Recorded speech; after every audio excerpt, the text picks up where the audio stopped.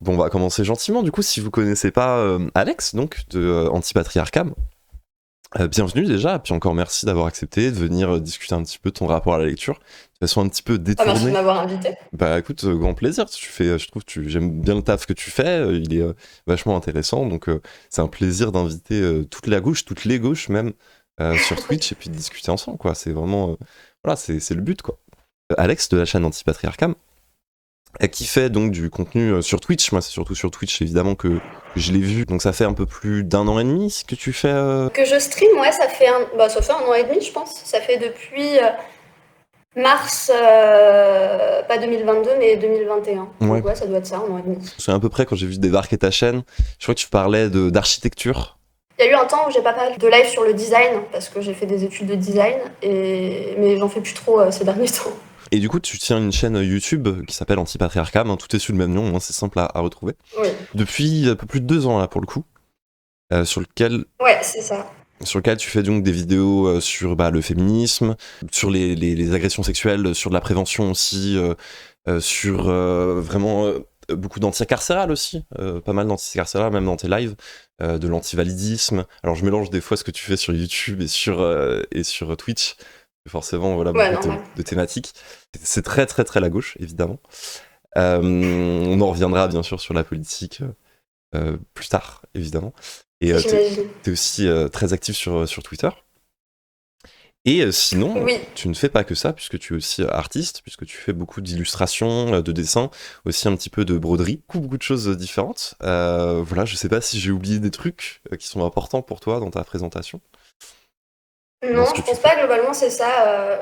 L'idée c'est de faire du contenu graphique, créatif, mais aussi théorique sur différentes plateformes. Et donc je m'adapte un peu à chacune des plateformes et voilà. Mais toujours avec une vision de gauche radicale, forcément, féministe, anticarcérale, tout ça, quoi. C'est vrai que c'est quand même énormément de taf de gérer, comme tu dis, plein de médiums différents pour pouvoir parler de politique et aborder des choses. C'est quand même tellement de taf de tenir une boutique, de dessiner, de faire des vidéos, de faire des lives, même d'écrire, de faire de la vulga aussi sur Twitter. C'est vraiment énormément de taf militant, quoi, sur plein d'aspects et puis plein de techniques à maîtriser. Ouais, après c'est surtout que j'aime bien expérimenter. Les études que j'ai fait, c'est pour monter des projets, donc du coup en fait je suis un peu une spécialiste du fait de monter des projets, donc forcément c'est quelque chose que je fais très très souvent. Et puis ça s'est fait comme ça en fait. J'ai pas à un moment décidé je vais faire du contenu sur internet, machin. Ça s'est fait tout seul. J'ai commencé sur Twitter. Après, il y a le reste qui est venu peu à peu, et puis après, j'ai perdu mon taf. Après, donc, il a fallu professionnaliser tout ça, et voilà, quoi. Et je me suis retrouvée là où je suis. Je sais même pas moi-même exactement comment.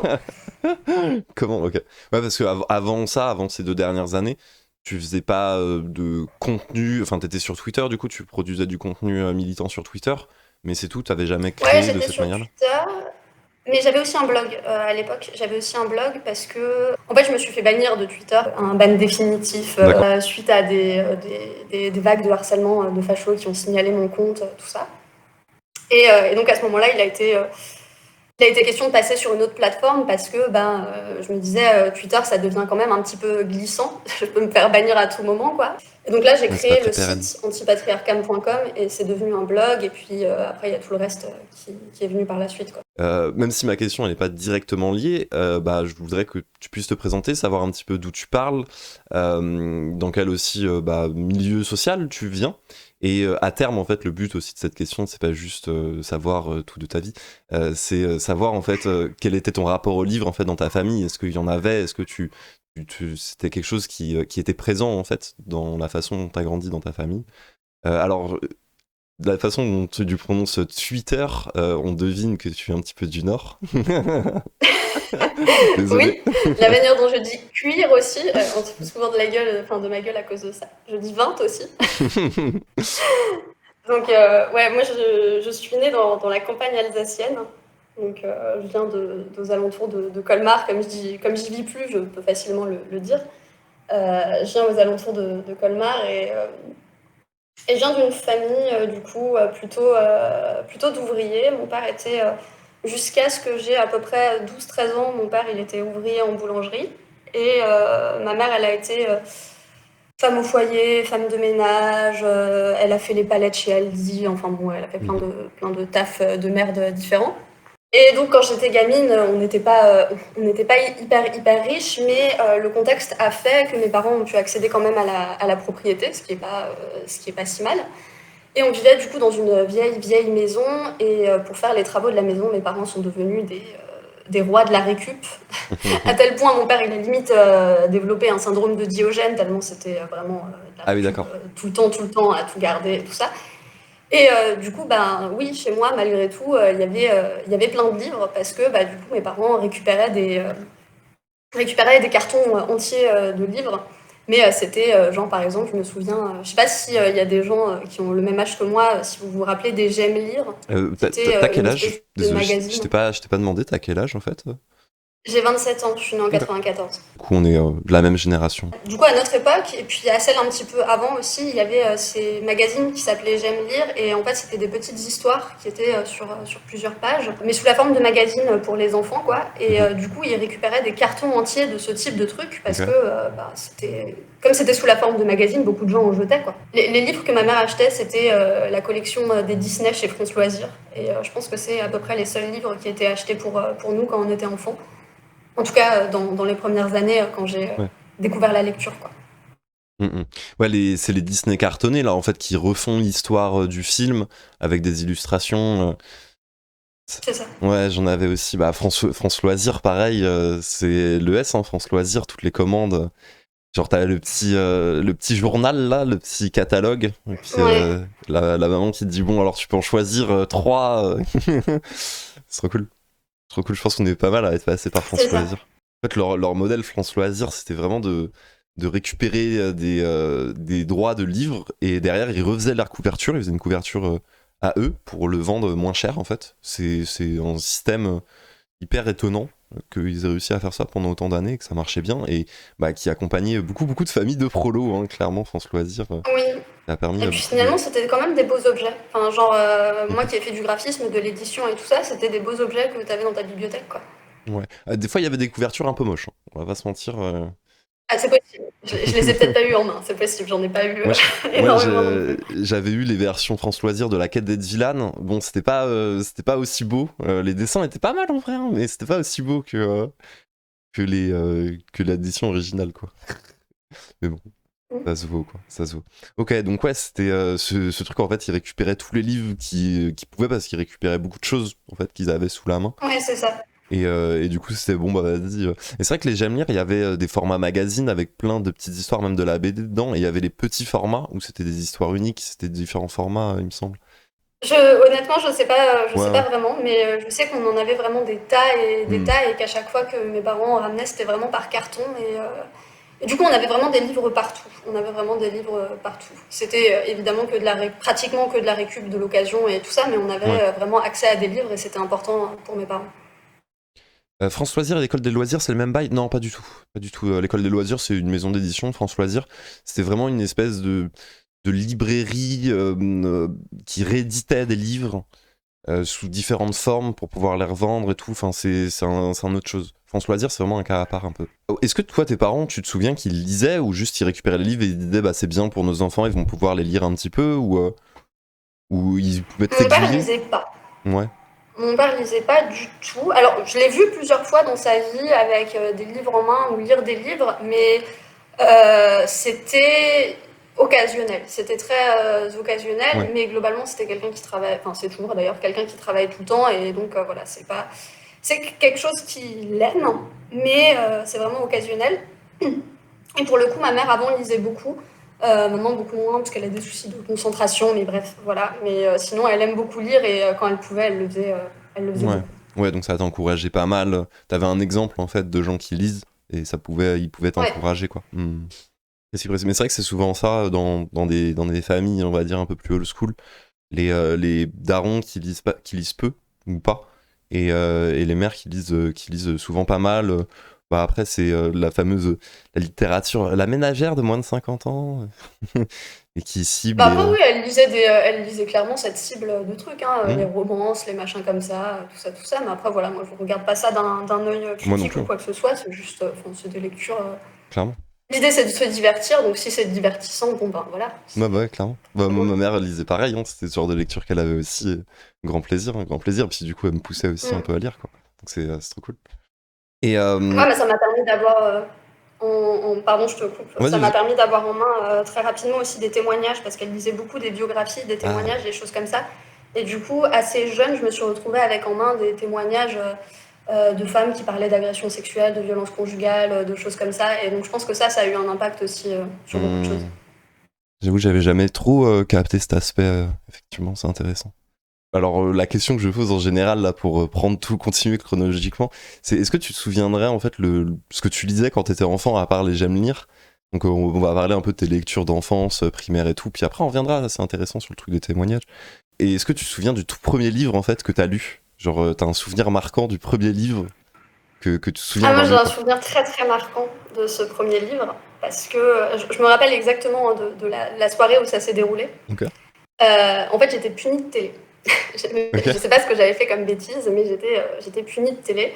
Et ce soir-là, il y avait les 101 Dalmatiens qui passaient à la télé. Donc j'étais deg, Tu évidemment, parce qu'en m'étonnes? plus, chez moi, on avait 3 chaînes, on n'avait pas. Enfin, c'était assez rare qu'on ait accès à un Disney en vidéo, Bah, quoi. tu m'étonnes, ouais. Et donc là, j'étais punie. Et mon frère, qui est plus âgé que moi de 4 ans, m'a dit bah, t'as qu'à lire le livre. Sauf que bon, moi j'avais 5 ans, je ne savais pas lire. Mhm. Et du coup, il m'a mis le livre en main. Il m'a dit non, mais lire c'est facile, il faut juste prendre toutes les syllabes et les lire l'une après l'autre. Parce que j'avais déjà appris à lire les syllabes. Et du coup, bah, c'est avec ce livre-là, avec les 101 Dalmatiens de chez France Loisirs, du coup, que j'ai Ok. appris à lire un soir, parce que j'étais punie de télé. Ok, incroyable. Je crois que Voilà. j'ai même retrouvé, il me semble que ça, c'est même la version France Loisirs là, que j'ai retrouvé sur le site où je suis. Ça me met que c'est la version France Loisirs. Après, c'est peut-être C'est ça, l'ancienne version. Ouais, c'est celui-là, incroyable. C'est le c'est livre. celui-là. Ouais. Ça doit être une ancienne version, mais c'était celui-là. Oh, trop fort. Ça, c'est incroyable. Et t'avais quel âge du coup? J'avais 5 ans. Ok, ok. Ah ouais, donc c'est avant même qu'on commence à vraiment le lire au final. Parce que, Oui, quand je suis arrivée au CP, je savais déjà lire. ok. Grâce à ton frère, du coup, qui t'a un peu appris comment faire. Ouais. Mm. Il voulait juste m'envoyer bouler, lui, mais bon, ça a eu un autre effet, quoi. Oui, bon, ça c'est bon, frère et sœur, toujours compliqué. C'est ça. Toujours compliqué. C'est beau comme souvenir. Je crois que t'es la première personne qui se souvient vraiment aussi nettement du premier livre. Et qu'est-ce que tu lisais du coup quand t'étais jeune, vu que tu lisais quand même pas mal? Donc c'était. Bah, tout ce qui me passait par la main, en fait. Genre, Ouais, j'ai eu une période comme ça où je pense que mon but, c'était pas l'histoire à l'intérieur, c'était de lire. C'est-à-dire que ça a été une période, l'enfance, où tu m'aurais foutu dans les mains le mode d'emploi du lave-linge. J'aurais lu le mode d'emploi du lave-linge. Donc vraiment, ok. je lisais tout ce qui me passait par la main, quoi. Ça Mm. allait, du coup, beaucoup les j'aime lire et tout ça parce que c'est ça que j'avais. Après, mon père nous emmenait à la bibliothèque aussi. Dans Ah mon ouais. village, il y avait une petite bibliothèque associative qui était ouverte une fois par semaine. Et donc, j'empruntais aussi les livres à la bibliothèque. Mm, mm. Ouais, ça c'est trop bien la petite bibliothèque de village où il y a pas forcément tout, mais si tu commences une série, t'as juste à dire ah j'aimerais bien la suite. Et en général, ils arrivent à te la trouver. Je sais pas trop si t'avais ce rapport. Non, là, c'était plus, ça fonctionnait vraiment sous la forme de dons, donc c'était un peu aléatoire. D'accord. Ah oui, d'accord, c'était pas une bibliothèque qui était en lien avec le département. Elle l'est devenue par la suite, mais moi, D'accord. Ouais, j'étais ouais. déjà au collège, au lycée, tout ça, quoi. Mm, mm, mm. Et ouais, t'avais pas des lectures préférées un petit peu quand t'étais gosse? Genre vraiment même fantasy et tout, parce que c'était la mode en plus, à cette époque-là, on était en plein dans la mode Harry Potter. On était vraiment en plein J'ai là-dedans. lu Harry Potter, ouais. Ouais, J'ai mais lu Harry Potter, mais ça m'a pas laissé un souvenir ok. plus marquant que ça. Je pense que c'est aussi parce que, enfin, pour moi, c'était vraiment un livre au milieu de je ne sais combien d'autres lectures et je lisais beaucoup de choses, donc du coup, voilà, ça m'a pas plus marqué que ça. je pense. Ce qui m'a vraiment marqué, comme je le disais tout à l'heure, c'est vraiment quand j'ai commencé à lire des Ouais, témoignages, et du coup après j'en ai lu énormément. Avant ça, les choses que je lisais, ça m'a pas marqué plus que ça. ouais, ouais. Est-ce qu'il y avait un petit côté valorisant, même à l'école, du fait que tu savais bien lire assez jeune? Je sais pas Ça a comment. été un peu compliqué Ouais, parce que, ouais, quand j'étais au CP, j'ai été valorisée par les profs. ouais. Les autres élèves, honnêtement, ni moquerie, ni valorisation, hein, juste ils s'en foutaient en fait, Oui, globalement. CP, c'est encore un Donc peu c'est très jeune. bien. Je pense que CP, c'est encore un peu jeune pour avoir ce rapport-là. Ouais.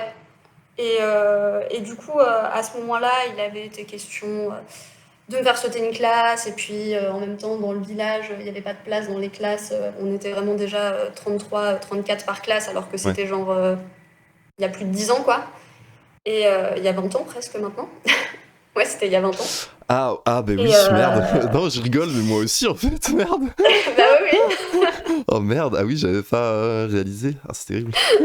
Oh mon dieu, merci pour le coup de vieux. Hein. Et voilà, donc finalement, c'est passé à la trappe, et puis je suis restée dans ma classe d'âge. Mhm.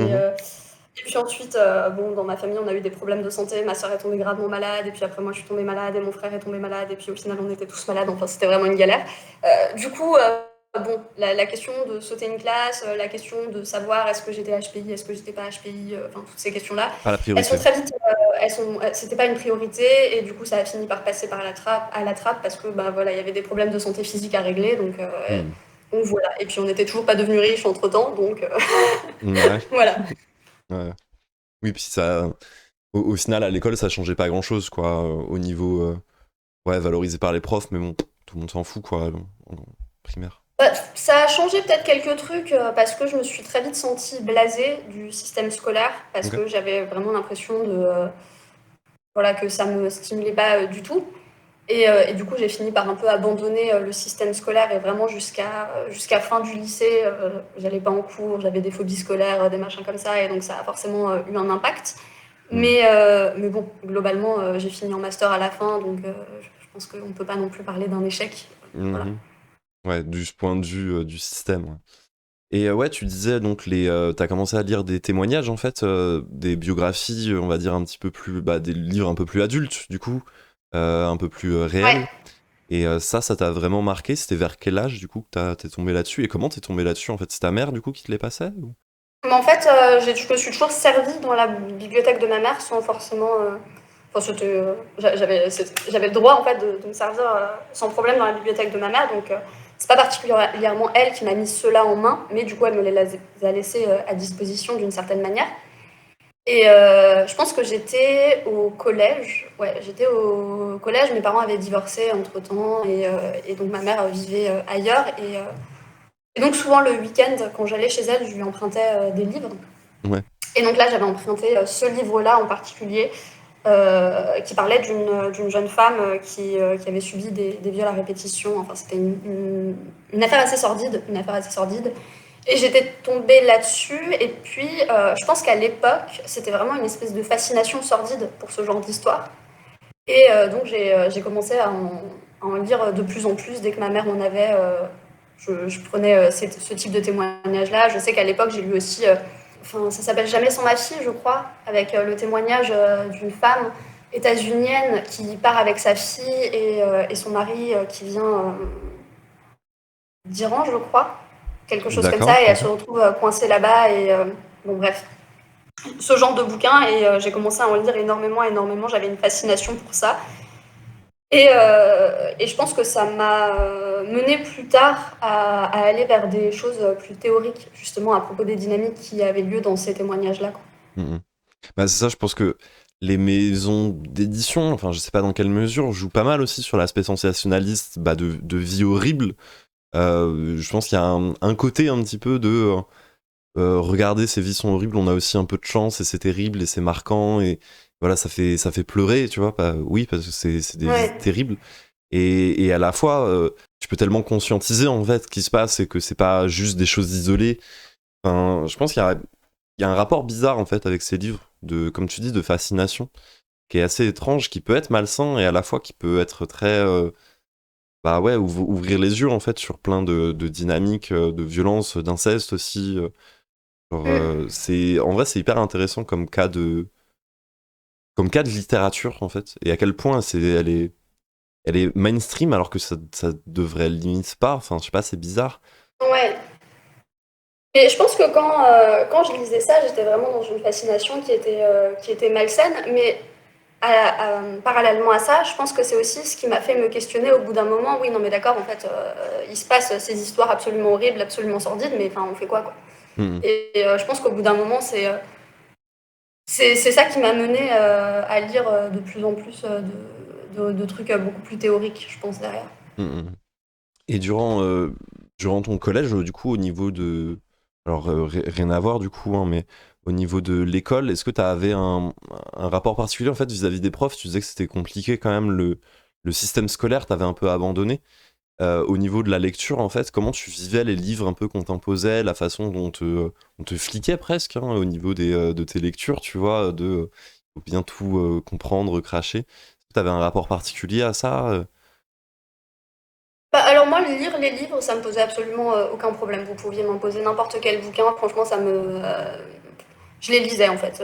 Je les lisais. C'était un livre de plus à lire et du coup, c'était bénéf en fait, Mhm. dans la manière dont je percevais la lecture. Et donc du coup, oui, j'ai lu tous les livres hein, qu'on m'a demandé de lire au collège, au lycée, machin, sans aucun problème. Je fais partie des gens qui adorent lire du Zola, donc forcément, ça D'accord. facilite un petit peu les choses. Ouais, tu m'étonnes quand tu dois taper Et Germinal en seconde, là, et tu dois te taper le pavé immense, là, mon dieu. c'est ça. Moi, j'ai Rouge et adoré noir. l'Assommoir, donc Oui, voilà. l'assommoir, voilà, c'est l'assommoir, moi, je l'avais pas eu, Parce que mais je suis... des gens que je connaissais qui étaient ils étaient en S, et ils s'étaient tapé l'assommoir en S, ils étaient dégoûtés, hein, vraiment, de se taper ça, hein, les Ouais, pauvres. je comprends, je comprends. Non, parce que je suis capable de voir quand même ce qui est imbuvable dans le texte, mais moi j'ai adoré le lire par contre. Mm, Et non, ça c'est pas du tout un problème. Moi en fait, le truc c'était plus. Après, reparler des livres, ça me blasait un petit peu. Si je devais faire des fiches de lecture, ça me blasait un petit peu. J'ai eu beaucoup de mal avec ça. Et, euh, et mon truc avec l'école, c'était surtout que je profitais de n'importe quelle excuse pour ne pas y aller, en fait. mm. Ouais, Quand j'y étais, à la limite, bon, ça va. Mais je faisais les trucs qui m'étaient demandés. Mais c'est surtout que je trouvais toutes les excuses possibles pour pas y aller. Et genre, à la fin du lycée, j'y allais pratiquement plus, quoi. ouais. C'était quoi? C'était le côté être forcé d'être assise pendant des heures à écouter un prof qui te saoulait, ou c'était le climat aussi général du collège avec les ados? Enfin, ouais, je pense il y avait beaucoup de choses différentes. Il y avait le fait que je suis quelqu'un de très solitaire, très introverti. J'ai beaucoup de mal avec les gens et en plus ensuite je me suis retrouvée dans un lycée de droite, donc ça m'a pas aidé, je pense, à vouloir sociabiliser avec mes camarades et du coup avoir des raisons d'aller en cours, quoi. Ouais, oui, tu m'étonnes.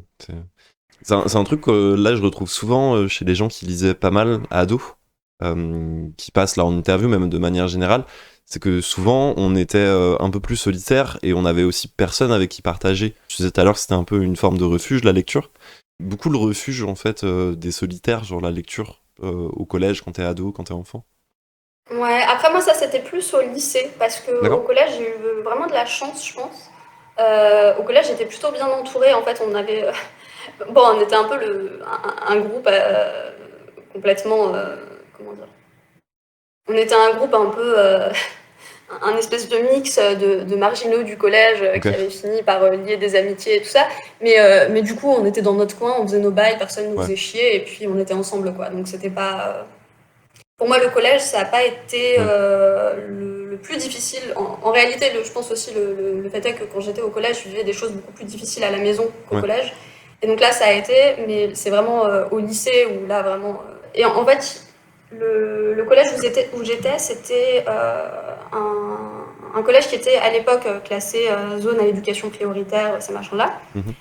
Mais par contre, la suite logique de ce collège-là, c'était le lycée de centre-ville. Ce qui fait que, en fait, niveau population, Ah et oui, même, d'accord. il y avait une grosse différence entre l'un et l'autre. Ok, je vois. Et je pense que j'ai eu du mal à faire ce glissement parce que voilà, je pense que je me sentais mieux Ouais. euh, dans mon collège que dans ce lycée-là. Et la plupart de mes camarades avec qui j'étais dans mon collège ont trouvé des moyens détournés d'aller dans d'autres lycées. Et ce qui n'a pas été mon cas. Et du coup, bah, voilà. Je me Mm, suis mm, retrouvée mm. aussi un petit peu seule, loin de mes repères. là, tu disais un petit peu que bah, c'était plus compliqué de sociabiliser, et c'est à ce moment-là, en fait, où t'as commencé à conscientiser aussi un petit peu les lectures d'autobiographie que tu faisais, c'est ça? À peu près? Oui, et parallèlement, c'est une période où, au lycée, mon père travaillait tout le temps, donc ce qui fait qu'à la maison, on faisait un peu, on se gérait un peu nous-mêmes. À l'époque, j'avais qu'une sœur et avec mon frère. Et donc, on se gérait un peu nous-mêmes à la maison, du coup, ce qui fait que j'avais une assez grande liberté et Ok. ma mère vivait pas avec nous. Et donc, à ce moment-là, j'ai commencé à aller beaucoup en festival, en concert. En fait, c'est là que j'ai rencontré des anarchistes et que Mhm. j'ai rencontré l'anarchisme aussi. D'accord. Et du coup, ça a permis de mettre en perspective effectivement les lectures biographiques que j'avais faites. Et là, je suis partie dans des lectures qui étaient vraiment tout sauf institutionnelles, avec les fanzines, les brochures, tout ce qui Ok. traînait, où j'ai commencé à aller à des conférences, à essayer aussi. Ça a été le début aussi des moments où j'ai commencé à apprendre des choses autour du militantisme. Et c'est quelque chose que personnellement je découvrais parce que j'avais aucune culture politique dans ma vie avant ça, mais genre vraiment aucune. Mhm. Et donc ça a tout changé, ça a tout changé. Donc c'est les concerts qui t'ont permis de rencontrer des milieux militants, qui t'ont permis de conscientiser tes lectures un petit peu grand public, sensationnalistes, entre guillemets, hein, parce que c'est quand même pas trop le cas en vrai, c'est des autobiographies très dures. Et donc de pouvoir aller vers un discours plus politique, quoi. Après, Précis. c'était des concerts de punk aussi, donc forcément Oui, bah oui, ça aide. forcément, concert punk, tu m'étonnes. Putain, ouais, c'est jeune pour rentrer dans les milieux des fanzines, les milieux anards et tout, du coup au lycée, de tomber dans ces Bah, milieux-là. la première fois que j'ai rencontré les personnes avec qui j'ai évolué ensuite pendant plusieurs années, je pense que j'avais 15 ans, quelque chose comme ça. Ouais, ouais, c'est assez jeune. Et ouais, bah, intéressant ça, le milieu du fanzine. Alors moi, je découvre que depuis un an, en fait, véritablement, ces milieux-là, avec beaucoup ouais, de brochures, de textes, des fois qu'on traduit nous-mêmes, qu'on imprime, qu'on va distribuer à des petits concerts, à des événements. On nous appelle, on nous dit ah voilà.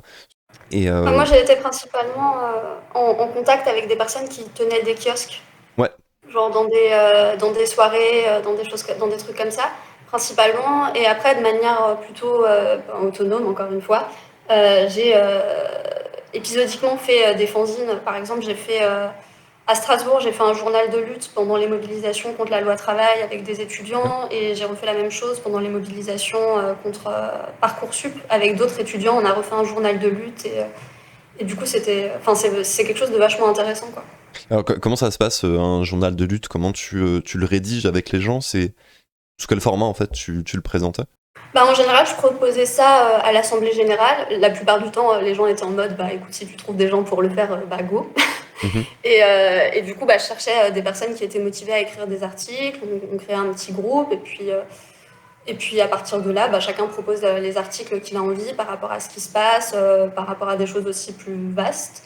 Et on met tout ça en forme ensemble. Les deux fois où on a fait ça, c'est moi qui ai fait toute la question du graphisme parce que les autres personnes étaient plus intéressées par la rédaction d'articles et tout ça. Et donc après, mise en forme, on imprime et puis on les distribue, vend à prix libre un peu partout, histoire de payer la prochaine impression, et voilà quoi. Mm, mm, mm. Et vous distribuez ça au niveau de la fac ou vous étendiez un petit peu dans les Ouais, manifs? principalement. Ouais. C'était principalement au niveau de la fac. Et pendant la loi travail, on les a distribués aussi sur le Nuit debout qu'il y a eu sur Strasbourg. Mhm. Et voilà. Ouais, t'as traîné un petit peu aux Nuits debout aussi? Très Ouais, très vaguement, parce que j'étais en pleine période d'examen à ce moment-là. ouais. Et tu disais, là, je vois une question d'Escargoug. Tu disais, t'étais plus du côté graphiste, tu dessinais déjà en fait, ou c'était lié à tes études? Je sais pas trop, ton parcours, on va dire, à ce niveau-là. Bah moi j'ai toujours dessiné, mais par contre mon parcours universitaire est que de loin lié au dessin. Parce que moi je D'accord. faisais... En fait j'ai fait une licence de design et un master de design. J'étais spécialisée en graphisme, mais j'ai étudié aussi design d'objets, design d'espace, architecture, toutes ces choses-là. Et du coup, théoriquement, professionnellement en tout cas, ma cam c'est censé être plus du côté du design graphique, D'accord. de monter des projets en design graphique, des choses comme ça. J'en ai fait pas mal. Mais c'est vrai que depuis que je suis sur les réseaux, je suis plus dans l'illustration. Mais du coup, à l'époque, non, j'étais pas tellement... L'illustration, que je m'investisse réellement dedans, ça date de la fin de mes études, en fait. Parce que pendant mes études, j'avais pas le temps. D'accord. Entre les activités militantes et les études, j'avais pas le temps de le faire. Parce qu'en gros, Plus le travail. à partir du lycée, en fait, t'as été, via les concerts, t'as fréquenté des milieux un petit peu militants, et ensuite c'est quelque chose que t'as jamais vraiment quitté, enfin, en tout cas pendant plusieurs années. Genre t'es resté pas mal à squatter ces milieux-là et à lutter avec Ouais. ces milieux-là. Là, j'ai le sentiment de l'avoir quitté depuis 2 ans, 2-3 ans. Mais parce que je suis plus. En réalité, est-ce qu'on peut réellement dire avec tout ce que je fais sur les Oui, réseaux que j'ai réellement quitté les milieux militants? c'est ce Je ne que sais pas. j'allais dire, mais... Mais disons que je m'en sens très éloignée actuellement et depuis 2 ans parce que depuis que je suis malade, en fait, j'ai plus les possibilités matérielles d'aller en manif, de me déplacer, etc. C'est possible que ça revienne à l'avenir et en tout cas j'y travaille, mais voilà. Du coup là, je me sens actuellement un peu en distance et en vrai, je trouve ça assez pesant, assez pesant. Ouais, de pas rencontrer les gens directement, d'échanger avec les gens, IRL, Ouais, de entre pas guillemets. pouvoir faire des choses, ouais, de pas pouvoir faire des actions plus concrètes que ce qui se passe sur Internet, parce que finalement sur Internet, au-delà de la propagande, de l'éducation et tout ça, on peut pas faire grand-chose, quoi. Mm, mm. Ouais, parce qu'au final, c'est la maladie du coup qui te pousse à lutter sur Internet en créant du contenu sur Internet, vidéo, texte, etc. Bah clairement, parce que ça m'empêche de sortir dans un sens déjà, et donc d'aller participer IRL. Mais surtout, j'ai été obligée de le professionnaliser parce que la maladie fait que j'ai plus accès au travail salarié actuellement. Du coup, voilà. C'est clairement la maladie qui m'a menée à faire ça. Ouais, puis la hache, j'imagine, c'est une galère pour l'avoir ou pas. Après, je connais pas du tout ta situation. On va y travailler, mais ouais, Ouais, c'était une grosse galère parce que j'ai passé 1 an et demi là à être hébergée chez mon frère parce que j'avais perdu mon autonomie, mon appart et tout ça, et j'avais plus la possibilité de payer un loyer, donc j'étais hébergée chez mon frère pendant 1 an et demi. Et il habite au milieu de la campagne, moi j'ai pas le permis, mais il n'y a pas oui. de bus, il n'y a rien. Et puis niveau Donc pour avoir un suivi médical, sociabilisation, c'était ouais, l'enfer, quoi. ouais, tu m'étonnes, tu m'étonnes. Et dans ces milieux militants, est-ce que tu te souviens un peu de lectures qui, au début, en fait, t'ont pas mal marqué et t'ont aidé à te politiser? Je pense que ça peut être utile pour des gens ici, soit sur, enfin, de manière générale, vu que toi, les thématiques qui apparemment t'ont le plus parlé, c'est bien sûr sur le féminisme.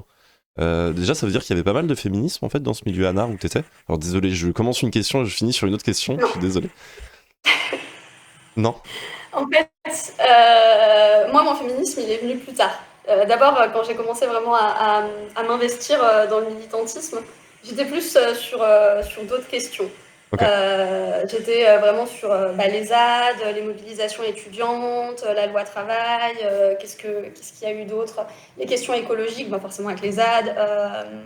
J'étais aussi sur pas mal de choses, sur l'antispécisme, j'ai été aussi un temps. Mhm.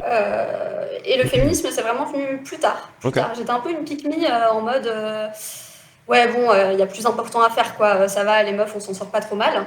Bon, Mhm. j'en suis revenue, Oui, heureusement. Mais, on a bien vu, oui. mais oui, du coup, par rapport aux lectures, étonnamment, en plus, j'avais commencé quand même déjà à lire dès le lycée Virginie Despentes. Pendant une de mes après-midi d'école buissonnière où je suis pas allée en Ok. cours, j'ai fini dans une librairie et puis j'ai trouvé un livre de Virginie Despentes. C'était lequel? Donc j'avais commencé, c'était Bye Bye Blondie à Ah, l'époque. moi aussi, c'est le premier livre que j'ai lu. En plus, ça se passe à Nancy, bien sûr. Ouais. Mais je l'ai bien aimé. Et après, forcément, j'ai voulu lire tous les livres de Virginie Despentes.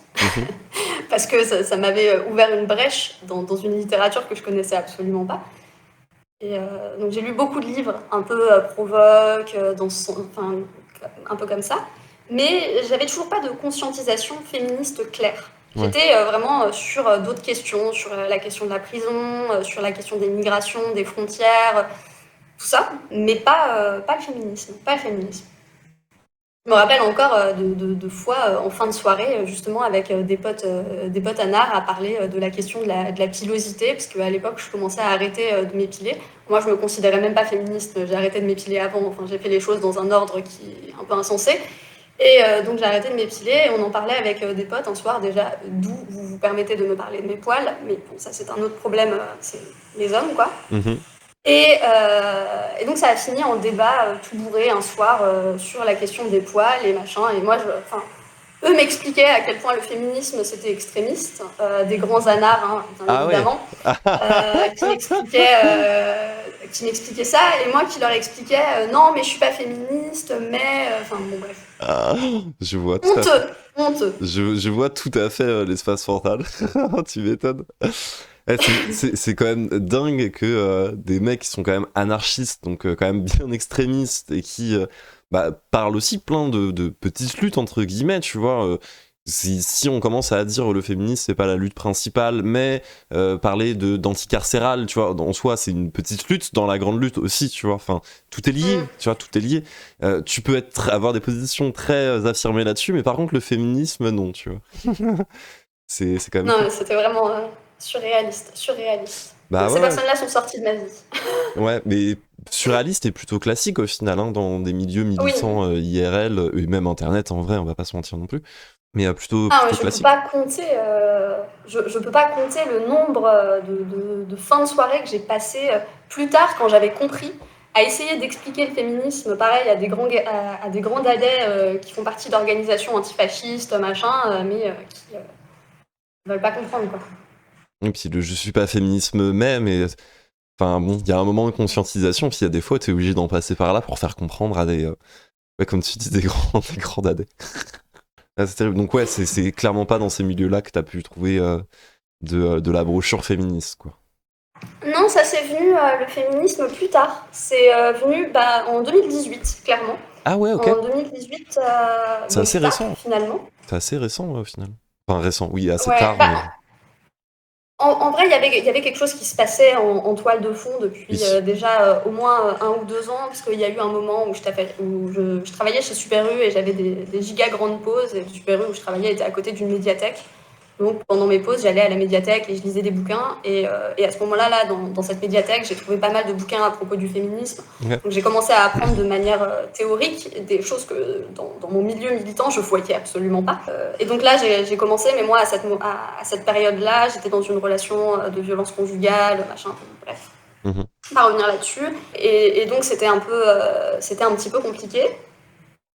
Mais pendant peut-être 2 ans, donc ouais, de 2015 à 2018, 2-3 ans, je pense que j'ai pas mal process de trucs, mais que j'avais pas la possibilité de mettre en pratique parce que pendant 4 ans, j'ai été un peu coupée du milieu militant D'accord. et tout ça à cause de voilà, violence conjugale, machin. Et pendant cette période-là, c'est vrai que je me suis énormément, pour revenir au sujet de la lecture, je me suis énormément, comment on dit, réfugiée dans Ok. la lecture, D'accord. à lire énormément de textes théoriques et beaucoup à propos du féminisme. Mais c'est vraiment en 2018 que j'ai pu mettre les choses en pratique. Ok. Ouais, Et donc, c'est hyper important pour toi, en fait, cette notion de pratique et de lecture. Pour toi, ça reste des choses à savoir et des choses à appliquer, en fait. ouais, je pense que c'est deux choses différentes parce que le réel, il est beaucoup plus complexe que la théorie et c'est pas parce qu'on veut appliquer quelque chose qu'on va pouvoir et il va falloir faire des concessions dans le réel. Et donc, je pense que la pratique est forcément différente de la théorie et que la pratique, elle peut être. Enfin, elle est nécessairement imparfaite. Est-ce que tu considères, en fait, au niveau de ta pratique militante ou même ta pratique dans la vie de tous les jours, qui est forcément imparfaite, que si t'avais pas eu ces lectures théoriques, ça aurait été plus compliqué? En fait, je sais pas comment formuler ça, mais est-ce que tu trouves que, en fait, cette théorie, elle peut être vraiment utile et pertinente pour la pratique? Ou est-ce que quelque part on peut s'en passer? Ou est-ce que, tu vois, quelle place ça a, en fait, cette théorie dans la pratique, pour toi? Alors moi, je pense que la théorie, elle est essentielle, elle est indispensable. En revanche, je pense pas qu'il y a besoin nécessairement de lire des bouquins pour apprendre la théorie. Je pense qu'en fait, il y a plein d'autres. En fait, pour moi, c'est hyper important d'avoir des connaissances théoriques. Par contre, est-ce qu'on est obligé de les apprendre dans des papiers universitaires, dans des bouquins, dans des podcasts? Non, je pense pas. Je pense pas. Parce que voilà, dans ma pratique pour le coup, j'ai été très en contact avec pas mal de militants et militantes au fil des années. Et j'ai pas l'impression que les personnes qui soient les plus pertinentes étaient forcément celles qui lisaient le plus. En fait, je pense que c'est indispensable d'avoir les connaissances, mais on peut les avoir n'importe comment, via des podcasts, via Twitch, via YouTube, en échangeant sur Twitter, en échangeant avec des potes, en lisant certaines BD. Voilà, il y a plein de manières différentes. La lecture, c'est pas forcément... Moi, c'est celle qui me convient parce que j'aime la lecture, mais je pense qu'elle a plein de défauts et que c'est pas forcément l'idéal non plus, quoi. Ouais, c'est une pratique en fait parmi d'autres. Pas en faire le tout de la plateforme la plus intéressante pour avoir des connaissances. Et des fois, je trouve on la sacralise un peu trop, quoi. On la sacralise un peu trop. Alors, on la sacralise beaucoup trop, d'autant que, combien de livres ces dernières années, écrits par des chercheurs, par des universitaires, etc., étaient en fait des trucs totalement recrachés, de théories qui avaient été créées sur Twitter, etc. Enfin, je veux dire, Ouais. bon, voilà quoi. Ton rapport à la lecture de théories sur Twitter, il est important en fait. Tu dis des gens qui récupéraient de la théorie créée sur Twitter. Moi, je connais mal Twitter en fait, au niveau de ce que ça peut apporter en termes de militantisme et de lecture, tu vois, sur des threads, etc. Sur Twitter, c'est comme ça partout, hein, il y a tout et son contraire. Il y a des Oui. trucs qui sont méga intéressants, il y a d'autres trucs beaucoup moins. Mais en tout cas, Twitter et puis Instagram aussi permettent quand même d'avoir accès à des discours qui émanent de personnes qui sont pas les plus visibles, qui sont pas les plus visibilisées. Du coup, c'est vachement intéressant et puis ça permet aussi de mettre en perspective qu'est-ce qu'on va voir dans la bouche de qui ensuite. De voir que finalement les voix d'en bas, c'est celles qui sont vraiment intéressantes et les voix d'en haut ne font que les répéter plus fort, quoi. Je pense que c'est ce rapport aussi qui peut être difficile sur Twitter, c'est que à la fois tu peux créer du propos intéressant à entendre, tu vas entendre la vie des gens, et à la fois comme tu es directement en contact, genre les propos en fait en eux-mêmes, tu vois, c'est pas comme dans un livre ou dans des brochures où t'as le propos qui est hyper intéressant, tu peux t'en nourrir, tu peux te nourrir de témoignages de la vie des gens, mais le fait que tu puisses répondre et que des fois tu te comprennes mal et que il y a tout cet aspect directement personnel, tu vois, qui est lié, qui bride un peu cette espèce de vitrine de la lecture et d'apprendre des autres, et qui devient tout de suite un petit mélange d'embrouilles et de discussions qui peuvent être intéressantes, mais je sais pas, il y a un truc un peu caduque, je trouve, dans la façon dont ça fonctionne par moment. Je sais pas. Mais je pense qu'il y a un truc qui moi m'a souvent posé problème, c'est que quand tu es sur un réseau social et que tu parles de sujets, les gens sont persuadés globalement que du coup tu es à leur disposition pour répondre absolument à toutes leurs questions, tout ça. Ouais, voilà. Et en fait, je pense que on devrait se questionner aussi un petit peu plus sur pourquoi on réagit, quand on réagit et de se dire, franchement, est-ce que j'ai déjà lu sur ce sujet-là avant de réagir? C'est-à-dire que là, par exemple, je vois un tweet, admettons, sur le validisme. Est-ce que j'ai la moindre connaissance du validisme avant de me dire que je vais réagir à quelqu'un qui parle du validisme? Et je pense qu'on se pose pas assez la question et qu'on réagit direct parce qu'il y a ce côté un peu émotionnel sur les réseaux. Mais très honnêtement, je pense qu'il faut revoir nos pratiques sur tout ça, quoi. Ouais, c'est pas uniquement une question de parole des concernés, mais une question de à quel point tu t'es renseigné sur le sujet, à quel point tu comprends le sujet, en fait. Ouais.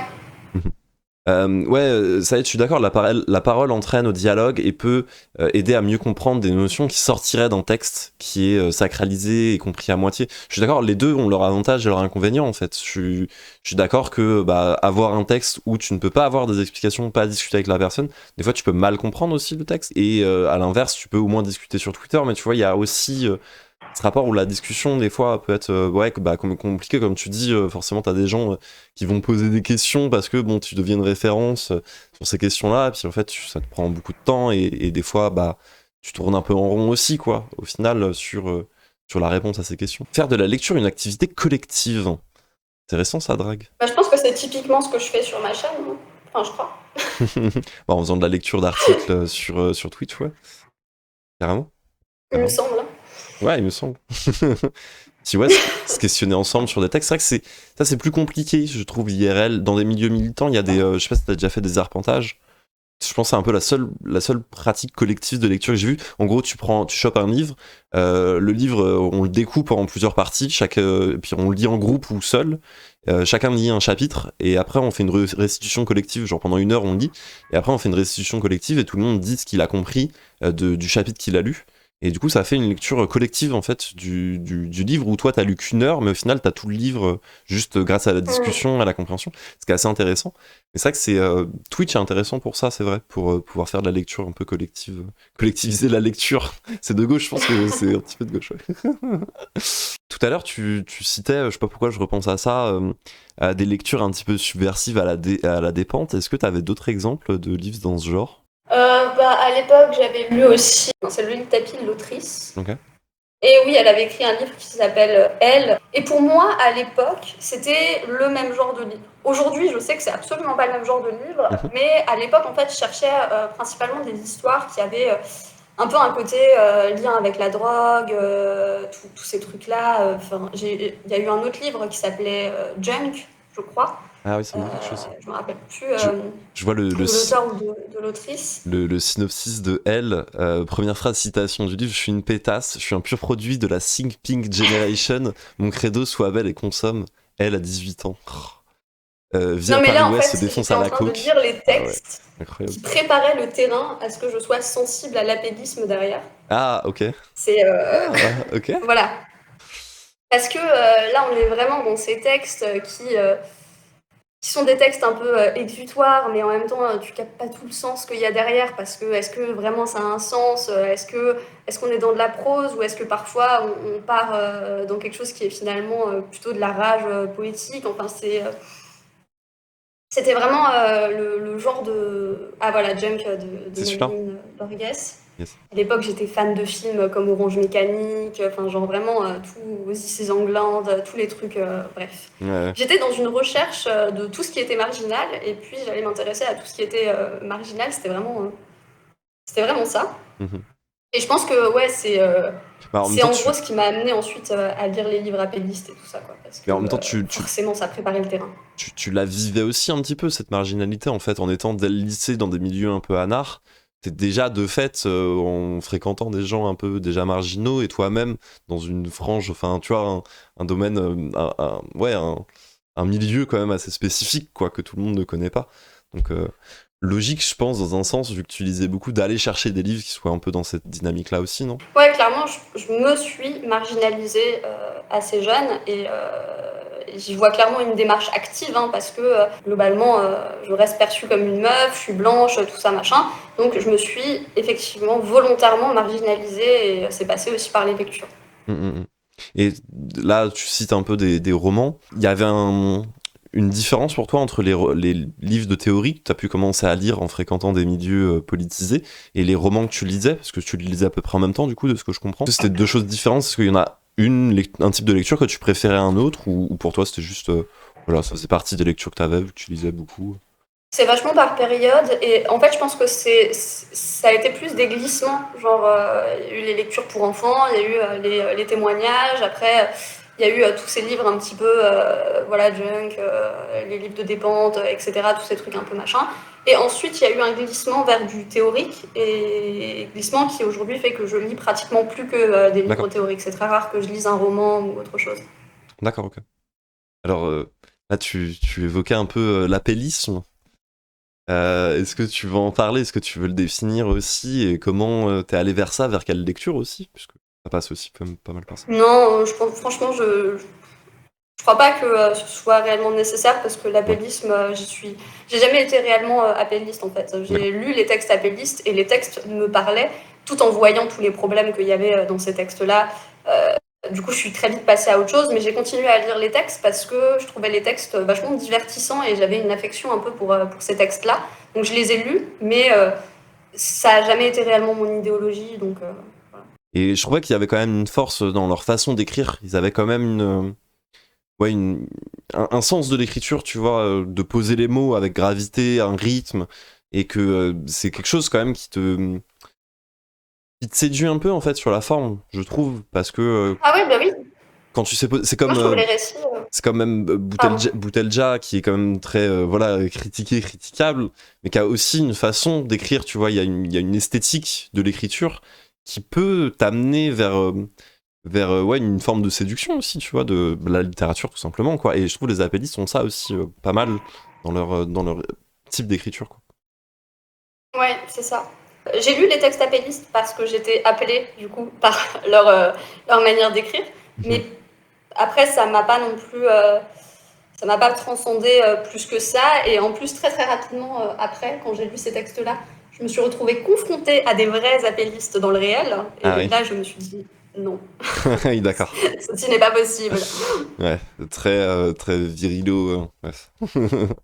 Bon, c'était pas. C'est pas le Ouais, plus gros problème. il y a de Ok, ça, mais c'était pas le seul ok. Ok. problème. Ça, c'était pas le problème le plus grave parce qu'en réalité, c'est un problème qu'on retrouve de manière équivalente Oui, presque partout, quoi. oui, oui, c'est clair. Et ouais, je sais pas, quelle autre lecture en fait à gauche sur l'anarchisme notamment ont pu te marquer, te parler, t'intéresser? Ouais, je pourrais citer beaucoup de livres, mais je pense que les textes d'Angela Davis m'ont beaucoup marqué. Ouais.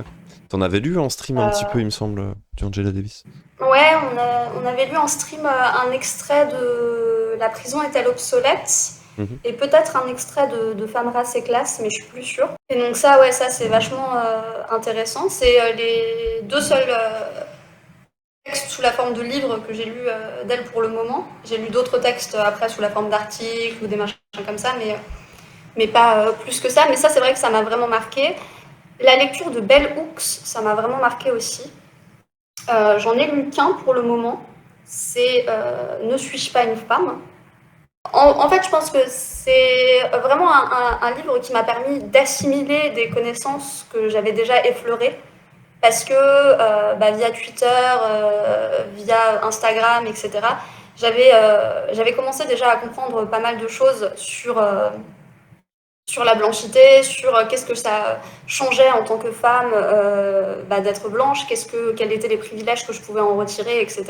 Quelle était aussi toute l'histoire traumatique à laquelle les femmes blanches ont échappé, beaucoup de choses comme ça, que j'avais touché du doigt en lisant des textes, mais que j'avais pas assimilé vraiment dans un ensemble concret. Et ça, c'est un des livres qui a permis vraiment de faire... Enfin, moi, j'ai ressenti qu'il y avait un avant et un après ce livre-là. Ok.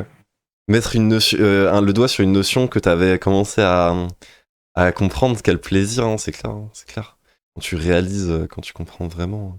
Sur ouais, ce que tu disais là sur le rapport théorie et pratique, dans tes pratiques en fait, qui se tendent du coup plutôt vers l'anarchisme, euh, l'autonomisme, genre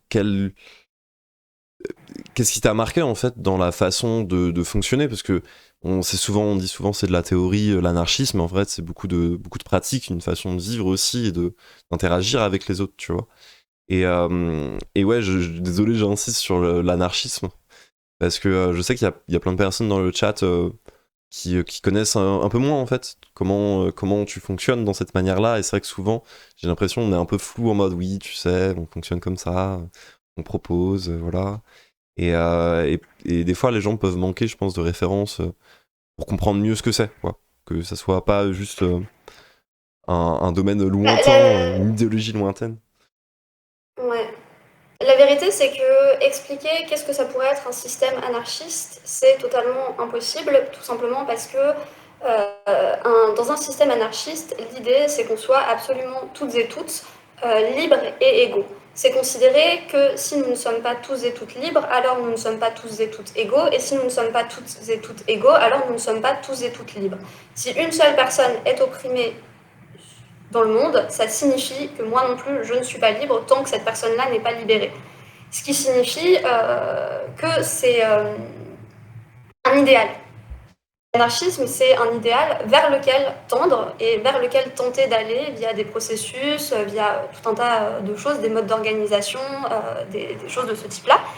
Et surtout, ça se construit, si on veut tous et toutes être libres et égaux, ça signifie qu'il faut qu'on le construise tous et toutes ensemble. Ça signifie que moi, toute seule dans mon coin, je ne peux pas créer un système anarchiste et vous assurer que ce système anarchiste va fonctionner, tout simplement parce que vous n'avez pas eu votre mot à dire sur ce système-là, et donc peut-être qu'il ne fonctionnera pas pour vous.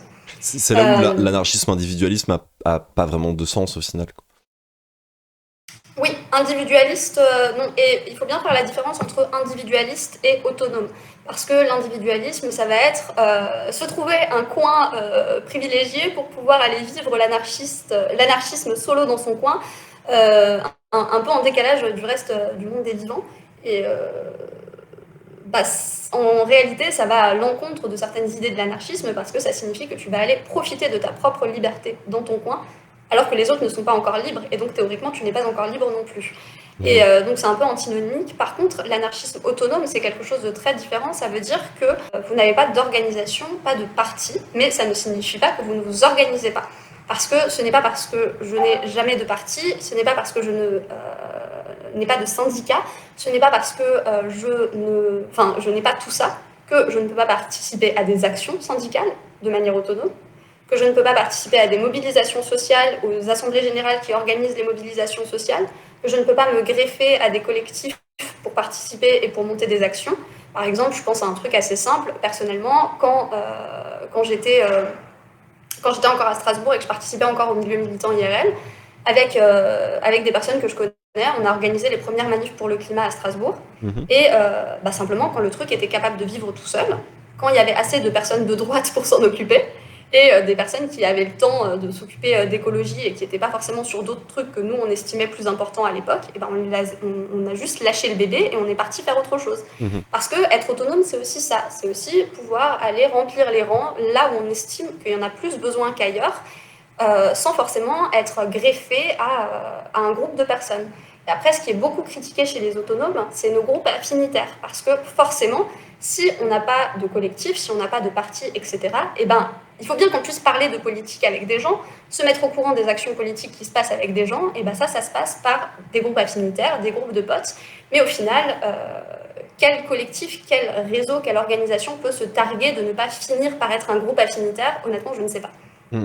C'est souvent cette tension entre des groupes anarchistes comme les communistes libertaires qui sont très cadrés, très organisés, beaucoup de commissions, de rôles dans l'organisation, pour niquer aussi les dynamiques de pouvoir. Et en fait, ça les nique pas forcément parce que les groupes affinitaires, ils existent même avec des règles et des fonctionnements, on va dire, un peu plus dirigistes aussi. Ça continue d'exister, quoi. Bien sûr, ouais, je connais Lucelle. Et ouais, il n'y a rien de parfait de toute façon. Et ouais, les dynamiques d'affinité qui peuvent aussi éloigner des gens, une difficulté d'intégration, etc., etc. Tous les mêmes problèmes par. Eh ben non, en fait, c'est pas pour tout le monde d'être anarchiste autonome. L'anarchisme autonome, c'est pas une fin en soi non plus. C'est un rôle sur la route vers l'idéal.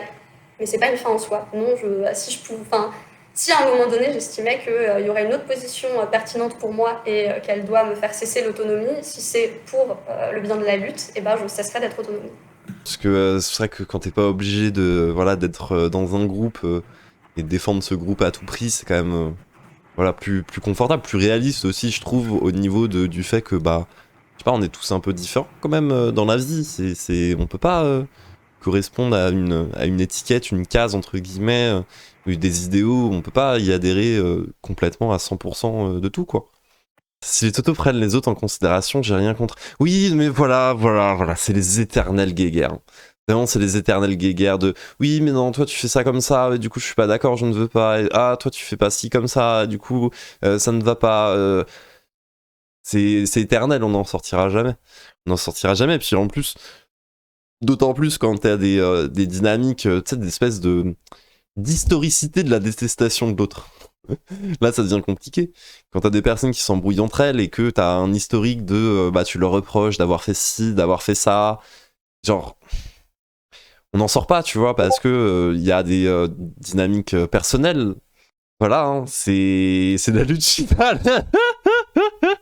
Vraiment, c'est classique. Moi, je sais pas comment sortir de ces trucs-là. Et puis, ça devient des débats tellement spécialisés que je pense que ces débats-là, et bon, là, Alex, c'est pas là, c'est dommage, mais ces débats-là finissent aussi par éloigner des gens à vouloir s'intéresser à la lutte, à vouloir intégrer la lutte, quelle que soit la forme qu'elle prend, tu vois. Du coup, on continue sur la même dynamique là de ce qu'on disait. Comment tu fais pour reconstruire un réseau militant pour toi-même quand tu es isolé à la maison? Très intéressant comme question, mais... Ben, quand j'aurai trouvé la réponse, je vous la donnerai. Ouais. Voilà. Bah, en vrai, Parce que pour l'instant, ouais, t'estimes que là, dans ta façon de faire du contenu militant sur les réseaux, euh, t'as pas vraiment un milieu militant, en fait? Pas de la même façon? j'ai beaucoup de difficultés à considérer ce que je fais sur Internet comme du militantisme, pour être honnête. D'accord? Je vois ça effectivement comme je relais des informations, je partage des théories, je partage des choses sur ces sujets-là. Mais j'ai du mal à considérer ce que je fais comme étant du militantisme, en tout cas pas ce que je fais globalement. C'est-à-dire que parfois je peux faire des choses qui potentiellement j'arrive à les considérer comme militantes, mais globalement mon activité dans son entièreté n'est pas en tant que telle militante à mes yeux. Ok. Pourquoi, en fait, ça l'est pas véritablement pour toi? Déjà parce que mon activité elle est multiple, et Ouais. donc bah, quand je fais des dessins, c'est pas du militantisme, enfin, je fais du dessin quoi. Alors certes, j'ai une iconographie qui va parler à des personnes militantes parce que je le suis moi-même et que forcément c'est des sujets qui me parlent et tout ça, mais faire des dessins, bah, pour moi c'est pas... Faire des dessins peut être du militantisme, attention, mais pas dans le cadre de ce que je fais, pas dans le cadre de vendre des dessins sur une boutique en ligne. Et par exemple, il y a des activités comme ça que je considère pas du tout comme militantes et du coup, dans sa globalité, je pense que voilà, c'est pas, ça l'est pas. Certaines de mes activités peuvent l'être, mais franchement pas la majorité. Mhm, mhm. Pourquoi? Parce que pour toi, c'est juste une activité artistique, c'est un moyen de survivre aussi? Ben, déjà oui, c'est une activité. Enfin, tout ce que je fais en dessin, c'est une activité artistique et un moyen de survivre. Ça n'est pas militant à mes yeux. Mais après, ce que je fais, le reste, tout le contenu et tout ça, euh, oui, effectivement, ça se rapporte au militantisme et ça peut avoir un impact positif sur le militantisme parce que voilà, il y a l'information, etc. Mais ce que je fais sur Internet, c'est pas collectif du tout en fait. Je Ok. suis toute seule, je suis face à mon écran et je vois pas de lien direct entre ce que je fais et des moyens concrets Mhm. Ouais. dans le réel. C'est un peu pour toi du matériel militant en soi, mais pas du militantisme qui t'amène à lutter collectivement en fait. Ouais, c'est ça. Ok. Parce que, comment dire, tu vois, les lectures de brochures, choses qui se font énormément dans des milieux anarchistes, en fait, c'est produire du matériel militant. Pour moi, ça reste une forme de militantisme parce que tu amènes des outils pour les gens, tu vois. Mais les outils, il faut Ouais, les mais utiliser, tu vois. dans le milieu anarchiste, les outils sont créés collectivement. Quand Mhm. je suis sur Internet, je ne crée pas, je crée peut-être des outils, mais pas collectivement. Mhm. Genre, la façon de s'organiser collectivement est en elle-même un moyen militant, en fait. Ça que Pour tu... moi, oui. Ok. Et c'est ce qui manque à la pratique sur Internet. Mhm. Ok, je vois. Intéressant. Intéressant, intéressant. Genre la mise en application, c'est trouver des dynamiques et des façons de fonctionner collectives, quoi. Pour moi, clairement, parce que toute libération, pour moi, passe par ça, par la création de liens, par l'organisation, et toutes les oppressions passent par l'isolement des personnes concernées. Ouais, Et donc, pour aller à l'encontre de l'oppression, il faut du collectif, de l'organisation, de la création de liens. c'est vrai qu'on utilise souvent à gauche comme des mots-clés un petit peu l'organisation, organisez-vous, truc en collectif, etc. Mais en fait, c'est oublier aussi que c'est remettre le lien social, genre vraiment les dynamiques juste de rencontre de gens, en fait, tout simplement, rencontrer des gens, connaître des gens. Enfin, c'est remettre le lien humain, en fait, au centre de la lutte. C'est vrai que je trouve Ouais. souvent la façon dont on utilise ces termes à gauche, ça devient vite du mot-clé un peu obscur, du vocable de gauche, tu vois, qui oublie que c'est juste du lien humain. C'est remettre l'importance du lien humain dans notre façon de lutter. Et ouais, intéressant aussi que tu dises que bah, les oppressions, elles existent dans le lien, donc dans les discussions avec les autres, et que c'est à cet endroit-là qu'il faut lutter contre, quoi. Oui, et si je voulais préciser un truc, ça c'est évidemment la manière dont moi je perçois Bien ce sûr. que je produis.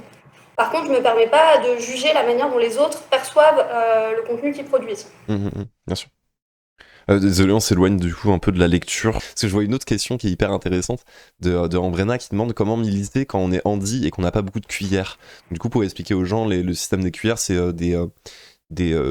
une pensée utilisée pas mal dans les milieux anti-validisme, qui est en gros une cuillère, c'est ton énergie en fait. Et c'est combien d'énergie tu peux mettre dans des actions, on va dire au quotidien. Donc je sais pas, faire la vaisselle ça te coûte une cuillère et en fait t'as que 5 cuillères dans ta journée, donc bah voilà, tu peux pas gaspiller ton énergie n'importe comment parce que voilà, et donc les personnes valides ont beaucoup plus de cuillères que des personnes handies, globalement, hein, pour expliquer rapidement quoi. Ouais, c'est ça. Après, je pense que dans cette question-là, il y a quelque chose de particulièrement parlant, c'est de parler des manifs. Parce que, en fait, je sais pas, je ne comprends pas personnellement pourquoi il y a ce truc performatif sur les réseaux de baser le militantisme sur le fait d'aller en manif, alors que quand vous militez IRL, très très rapidement, vous allez vous rendre compte que là où on manque le plus de personnes, en général, c'est pas les manifs. Là où on va vraiment manquer de personnes, c'est quand on va vouloir organiser des maraudes, quand on va vouloir organiser des repas, quand on va vouloir aller faire des distributions de tracts, quand on va vouloir organiser des actions plus précises que des manifestations et qui ne nécessitent pas toujours de rester debout longtemps et qui ne nécessitent pas toujours beaucoup d'énergie. Le vrai problème, c'est que quand on parle de militantisme et quand on essaie d'avoir accès... Non mais en manif, on manquera toujours de personnes en fait. La manif, c'est comme ça doit être un gros truc. De toute façon, on manquera toujours de personnes en manif, ça ce sera une constante infinie. Mais ce que je veux dire par là, c'est que le militantisme, il est souvent accessible via la manif, ce qui va poser problème pour toutes les personnes qui ne peuvent pas rester debout longtemps, ou qui ne peuvent pas rester debout du tout, ou qui ne peuvent pas marcher, ou qui ont divers autres problèmes qui empêchent le fait de se rendre en manif. Mais en réalité, il y a plein d'autres choses à faire en fait. Il y a le bénévolat, il y a les maraudes, il y a il y a les plannings, aller dans les plannings familiales, aller dans les kiosques, aller dans les salles de concert qui organisent des trucs antifa. Enfin là, je pense particulièrement au Molodeuil à Strasbourg. Aller dans les squats qui ont besoin, qui demandent de l'aide ponctuellement. Enfin, bref, tous ces trucs-là, c'est ça où la plupart du temps, il y a vraiment besoin de monde. Et la vraie problématique, c'est que ça, ce n'est accessible que quand vous arrivez à sociabiliser avec des gens en manif et que le reste du temps, ça devient très difficile d'y avoir accès. Et je pense que c'est là qu'il y a un vrai problème de créer les liens entre tous ces moments-là où on a besoin de gens, mais pas forcément d'énergie et pas forcément de rester debout, et les personnes qui ont ces difficultés-là et qui pourraient faire ces tâches-là, mais n'y ont pas accès parce que pas de connaissance de ces tâches. J'ai l'impression, c'est un truc que je lis pas mal, à une forme de culture qui reste une culture très masculine en fait dans la façon de militer à gauche, qui est cette mise en avant de la manif, parce que voilà, la manif c'est hors de la culture masculine, c'est le truc qui reste le plus glorifié, qui nous a obtenu entre guillemets le plus de droits en fait à gauche, le fait de se mobiliser collectivement, massivement, voilà. Et aussi parce que voilà, c'est il y a les policiers, il y a l'espèce de danger, il y a l'espèce de risque.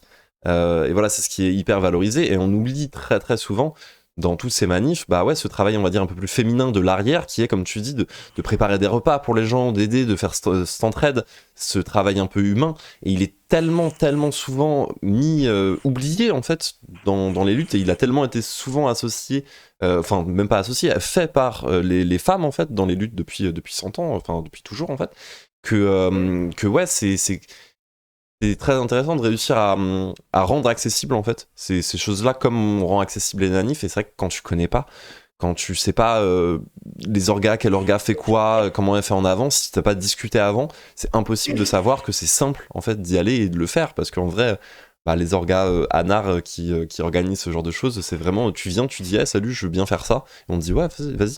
Enfin, bon, c'est pas beaucoup plus compliqué en vrai. Et, Non, c'est pas plus compliqué.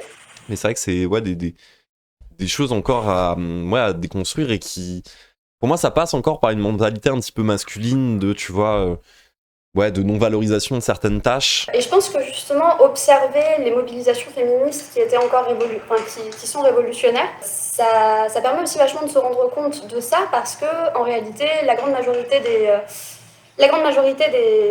mobilisations féministes qui ont été vraiment révolutionnaires et qui ont permis des avancées n'étaient pas particulièrement dans des manifestations en fait. Si on prend l'exemple de l'avortement, ça a été en permettant factuellement d'avoir accès à des avortements clandestins, mais qui soient sûrs, gratuits et autonomes. Si on prend les grèves féministes en Amérique du Sud, c'est surtout passé par la visibilisation et par le fait de mettre dans l'espace public le travail procréatif. Enfin, il y a vraiment... Quand on s'intéresse à l'histoire du féminisme, on se rend vite compte qu'il y a plein d'autres possibilités révolutionnaires qui ne sont pas les manifestations, et c'est assez intéressant. Pareil, là on dit il faut se renseigner, alors soit en allant directement dans les orgas, soit en lisant des choses. Je sais pas trop si t'as des ressources qui t'ont aussi un peu fait rendre compte de ça. Moi je sais que c'était des lectures même de Emma Goldman, tu vois, qui m'ont fait rendre compte que il y avait aussi un autre travail, qu'il y avait beaucoup de femmes qui étaient impliquées dans ces mouvements et que on valorisait pas, parce que vraiment tu parles avec des anards, c'est Proudhon, c'est Bakounine et tout, et puis on parle que de ça, tu vois, on parle pas de présence féminine en fait, tout simplement.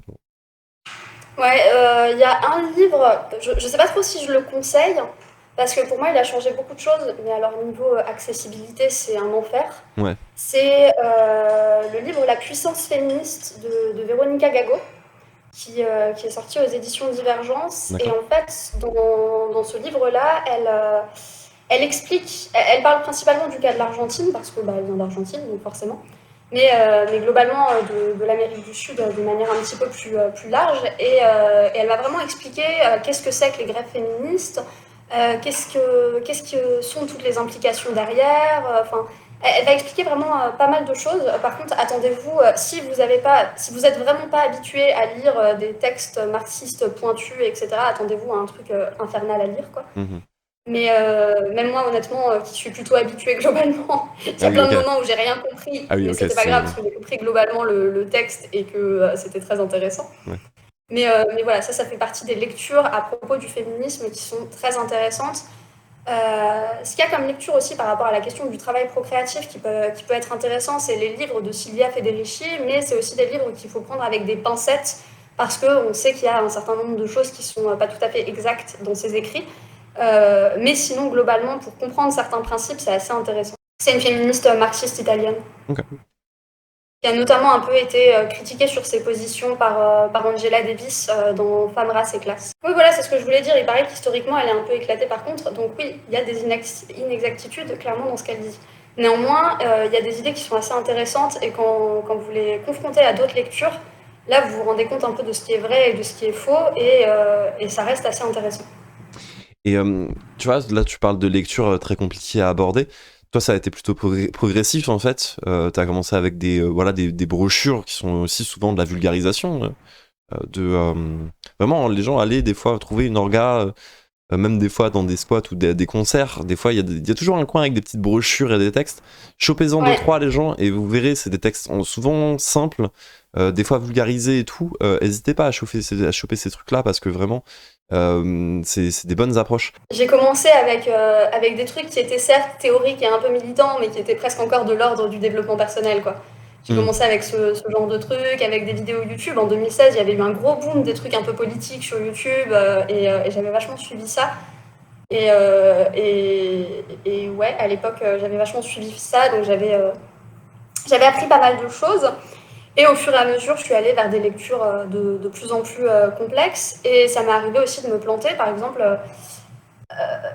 un des premiers livres que j'ai lu à propos du féminisme, c'était Troubles dans le genre de Judith Butler. C'était une très mauvaise idée. C'était vraiment... Pourquoi ? Ne faites pas ça chez vous.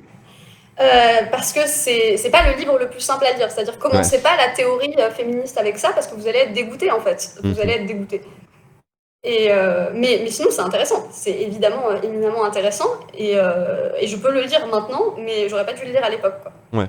Surtout, je trouve que toute la théorie de Butler, maintenant, dans le féminisme tel qu'on l'entend, elle est tellement vulgarisée, elle est tellement infusée, qu'au final, tout ce qu'il y a dans le livre, tu le connais déjà un peu. Si t'as déjà été fréquenté pas mal de théories féministes, maintenant, on va dire plus simples, genre, la globalité de son propos, il est déjà bien infusé, quoi, dans le discours. Commencer par ça, c'est un peu compliqué, quoi, ouais, je suis d'accord. Ouais, si on veut commencer sur ces sujets-là, je conseillerais peut-être plutôt Sortir de l'hétérosexualité de Juliette Drouard, que j'ai lu il y a vraiment pas très très longtemps, et que j'ai trouvé méga intéressant, et surtout qui Pour moi, quand je l'ai lu, ça a été une sorte d'épiphanie. Je me suis dit, mais punaise, pourquoi je n'avais pas ce livre-là au début? Pourquoi je me suis tapé un millier de lectures ultra reloues pour finir là-dessus derrière, quoi. Bon, il n'existait pas encore, en fait, le livre, mais voilà. Ouais. Trop bien. Bah, super conseil, c'est très intéressant. Du coup, ça parle de quoi, si tu veux en parler un peu? Bah, ça parle du patriarcat, de la binarité de genre, enfin, ça parle de comment est composé le patriarcat, la binarité de genre, l'hétérosexualité, que l'hétérosexualité est un régime politique, la manière dont l'hétérosexualité exploite les femmes, tout ça, tout ça. Et ouais, moi, la question que je voulais poser, en fait, c'est comment t'en viens à lire des textes hyper compliqués? En fait, comment tu finis par te les apprivoiser? Parce que de prime abord, comme tu dis, commencer par Trouble dans le genre, c'est un enfer. Ouais, comment t'apprivoises ce langage hyper spécifique? En fait, il y a deux choses qui se passent parallèlement, en fait. C'est que, oui, peu à peu, j'avance dans des lectures de plus en plus complexes. Je commence par des trucs qui sont presque de l'ordre du développement personnel pour aller vraiment vers des trucs très, très théoriques, très universitaires, etc. Mais il faut se dire aussi que parallèlement, en fait, je suis en train de vivre mon cursus universitaire. C'est-à-dire que parallèlement, je suis en train de faire ma licence, j'ai mon master qui arrive, etc. Et donc, même si mon master n'est pas du tout sur ces questions-là théoriquement, mon mémoire de master, je vais le faire sur des questions qui sont très politiques. Le titre du mémoire, c'était un truc du style l'espace public, une lutte de visibilité entre capitalisme et lutte sociale. Et donc forcément, par ce biais, je vais lire aussi énormément de choses, mais avec du coup de l'aide, des personnes qui m'accompagnent pour mon mémoire et tout ça, quoi. Du coup, c'était un master, tu disais que tu étais en études de... je pensais que tu étais en études de design. Ouais, design, mes spécialités design graphique. Okay. Et du coup, mon sujet, c'était en fait toutes les écritures militantes qu'il y a dans l'espace public et la manière dont, du coup, les éléments plutôt de gauche radicale vont être confrontés à des éléments clairement de droite et notamment à l'affichage capitaliste avec les publicités, etc. etc. Ok, putain, balèze d'imposer un sujet comme ça en master, incroyable. C'est comment Voilà. ça a été facile de pouvoir imposer. Alors moi, j'ai pas du tout fait de master et tout, j'y connais rien. J'ai l'impression qu'à chaque fois, les gens qui sont en master, c'est toujours beaucoup de discussions sur comment imposer son sujet, avoir son sujet. J'imagine que c'était pas forcément facile à la fac d'imposer un sujet comme celui-là. Ah si, ça a été easy, mais bon, faut remettre les choses dans leur contexte. J'avais un de mes profs qui portait un t-shirt Saint-Poli, j'avais une autre de mes profs qui nous présentait un projet de mémoire qui était des masques à gaz en Grèce pour les militants faits à partir de bouteilles en plastique. Enfin, genre, il y avait le contexte qui permettait de faire ça, quoi. Il y avait le contexte qui permettait clairement de faire ça. C'est donc ça, les fameuses facs de gauchistes qui font de la propagande idéologique, c'est ça? Ouais, mais bon, après, là, on est sur des gauchistes, on était clairement sur des gauchistes plutôt bourgeois. Hein. On est dans le design, faut pas oublier, voilà quoi. Ah oui, moi je connais vraiment pas du tout, tu vois, ce genre de milieu. Genre le design, c'est plutôt le côté bourgeois de la création. Ouais, le design, c'est vraiment très bourgeois. C'est pour ça aussi que en fait, j'ai pas filé dans ce domaine-là parce que, en fait, je l'ai su très vite. Je pense que j'étais déjà en licence je pense que j'étais encore en licence quand j'ai su que j'allais pas rester dans ce domaine-là. Mais je me suis dit que j'allais prendre tout ce que je pouvais en passant parce que moi qui m'intéresse à tout ce qui est visuel, qui m'intéresse au graphisme, qui m'intéresse à la manière dont les choses sont exprimées, dont les choses sont mises en forme, etc. C'était vraiment un endroit idéal pour pouvoir mener cette recherche, pour avoir de l'aide pour mener cette recherche, pouvoir vraiment m'épanouir dans ces sujets-là. Mais par contre, je savais que après ça, ce serait probablement très difficile, voire fini. Et c'est ce qui s'est passé, puisque quand j'étais dans ma dernière année de master, je me suis séparée de l'homme violent avec qui j'ai été pendant 4 ans et je suis partie à 900 bornes pour fuir la ville où on vivait et du coup j'ai laissé là mon master, j'ai pas fait de stage, j'ai pas fait la soutenance et j'ai jamais validé mon master. Voilà. D'accord, ok. Je voulais juste préciser par rapport à ce qui est dit dans le chat, j'ai pas du tout fait une école d'art privée. Je suis passée par l'université, donc ça m'a pas coûté plus cher qu'un master en sociaux ou ce que vous voulez. Et est-ce que à ce niveau-là, les premières lectures que tu avais fait de textes théoriques de gauche, en fait, au lycée et un peu après, ça t'a aidé, en fait, ça t'a donné un peu un capital culturel, entre guillemets, pour pouvoir mieux comprendre des théories plus compliquées, des livres plus compliqués que t'as lus plus tard, que ça soit dans tes études ou à côté, tu vois. Est-ce que quelque part ça a été une vraie porte d'ouverture vers comprendre ce type de langage-là qui est quand même très spécifique? Je suis pas sûre, honnêtement. Mhm. Je suis pas sûre parce que je me souviens que jusqu'à très tard dans ma scolarité universitaire, j'ai ressenti un gros décalage avec d'autres personnes. Parce que justement, il y avait des références que j'avais pas, du vocabulaire que j'avais pas, et notamment en première année de licence. Parce que quand j'étais en première année de licence, on était en cursus commun pratiquement tout le temps avec les arts plastiques. Et donc on étudiait aussi l'histoire de l'art et toutes ces choses-là. Et là, j'avais beau avoir fait art plastique toute ma scolarité, pris toutes les options art plastique possibles et imaginables, là j'ai vraiment ressenti un décalage. Parce que moi, je connaissais pas tous ces artistes. C'est-à-dire que, Ouais. bon, Picasso, je connaissais Guernica, mais ça s'arrête là, quoi. Et pareil, Vinci, je connaissais la Joconde, et puis c'est fini, quoi. Il fallait pas m'en demander plus. Et donc là, dans ces choses-là, j'ai ressenti un vrai décalage, alors qu'il y avait certaines personnes qui connaissaient déjà bien Le Corbusier, qui connaissaient déjà bien pas mal... Bon, Le Corbusier, il aurait mieux fallu éviter de le connaître, mais c'est une autre histoire. Et voilà, Non, c'est un facho, quoi. il y a plein de références que j'avais pas, quoi. J'avais pas la même culture Ouais. que les autres. J'avais clairement une culture beaucoup plus classe populaire, tout ça, quoi. Ouais, ça te donne pas tout le capital culturel général, en fait, que peuvent avoir des classes supérieures, quoi, clairement. Mais une facilité pour lire, mais en fait, ça fait pas tout, quoi. Ça t'aide pas à devenir bourgeois, clairement. Est-ce que tu penses qu'être enfant de prof donne des privilèges sociaux par rapport à la culture, par exemple, un truc dont tu parlais notamment dans les études? Bah, disons que si tu as quelqu'un à la maison qui peut t'aider à apprendre à lire, qui peut t'aider à corriger tes fautes, qui peut t'aider dans les matières nécessaires, bah, forcément ça t'aide. Ah ouais. Je sais pas si on parle de privilège ou quoi, mais forcément c'est un plus. Bah ouais, tu m'étonnes. Et ouais, il y avait une question intéressante aussi tout à l'heure, et puis je pense on va peu à peu venir quand même sur ta lecture aujourd'hui. C'était sur quel contenu militant tu lisais actuellement en fait, quel milieu militant aussi tu pouvais te rapprocher, et que tu lisais sur internet, que ça soit, je sais pas, au travers de blogs, au travers d'articles d'actualité par exemple, de collectifs, de zines, si tu traînes un peu sur les infokiosques. Même sur Twitter, si tu avais des comptes intéressants à suivre pour avoir des infos. En ce moment, qu'est-ce qu'on lit En ce moment, on est sur un cycle thématique sur la gynécologie. Donc le mercredi, on lit des textes à propos de la gynécologie. Là, la semaine dernière, on a lu un texte qui est vraiment hyper intéressant sur l'histoire de l'avortement, qui retrace un peu l'histoire de l'avortement et puis qui finalement, du coup, en toile de fond, retrace le moment où en France, le féminisme a pris un gros tournant réformiste. Donc ça, c'est vachement intéressant. C'est une brochure qui vient d'Infokiosque. Là, demain, on va aussi lire un truc qui vient d'Infokiosque et on va parler d'autodéfense gynécologique. On va parler encore une semaine de gynécologie avec l'endométriose et ensuite on va passer à un cycle sur la justice transformative où on va lire pendant plusieurs semaines des textes à propos de la justice transformative. Qu'est-ce que c'est, d'où ça vient, comment c'est construit, comment ça fonctionne, tout ça. Sinon, qu'est-ce qu'on lit d'autre Je sais pas. Si lundi prochain, on va lire un texte qui vient de l'espace des potates. Et c'est un blog que je vous conseille vraiment beaucoup, Okay. qui partage vraiment plein de traductions de différents textes. Parfois, il y a aussi des billets d'opinion, mais c'est principalement des traductions. Et on va lire un texte qui s'appelle Comment l'extrême droite transforme les féministes en fascistes. Et Okay. je pense que ça va être vachement intéressant. C'est intéressant.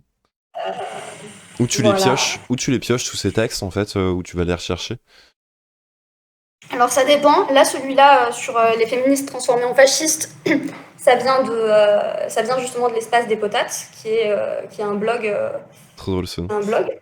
En fait, après tu finis par tomber dessus parce que c'est un peu le bouche à oreille, c'est sur les réseaux, tu trouves un truc et puis tu cliques à droite à gauche et tu finis par tomber sur des trucs intéressants quoi. C'est Ouais, sur Twitter principalement, et puis avec toutes les personnes qui créent du contenu qui gravitent un peu autour de moi et autour desquelles je gravite. Et donc il y a des traductions là sur ce site-là. Moi je vais aussi beaucoup sur Infokiosque. Ouais. J'ai pris à une époque aussi pas mal pas mal de textes sur le site Tarage que j'avais découvert grâce à ta chaîne.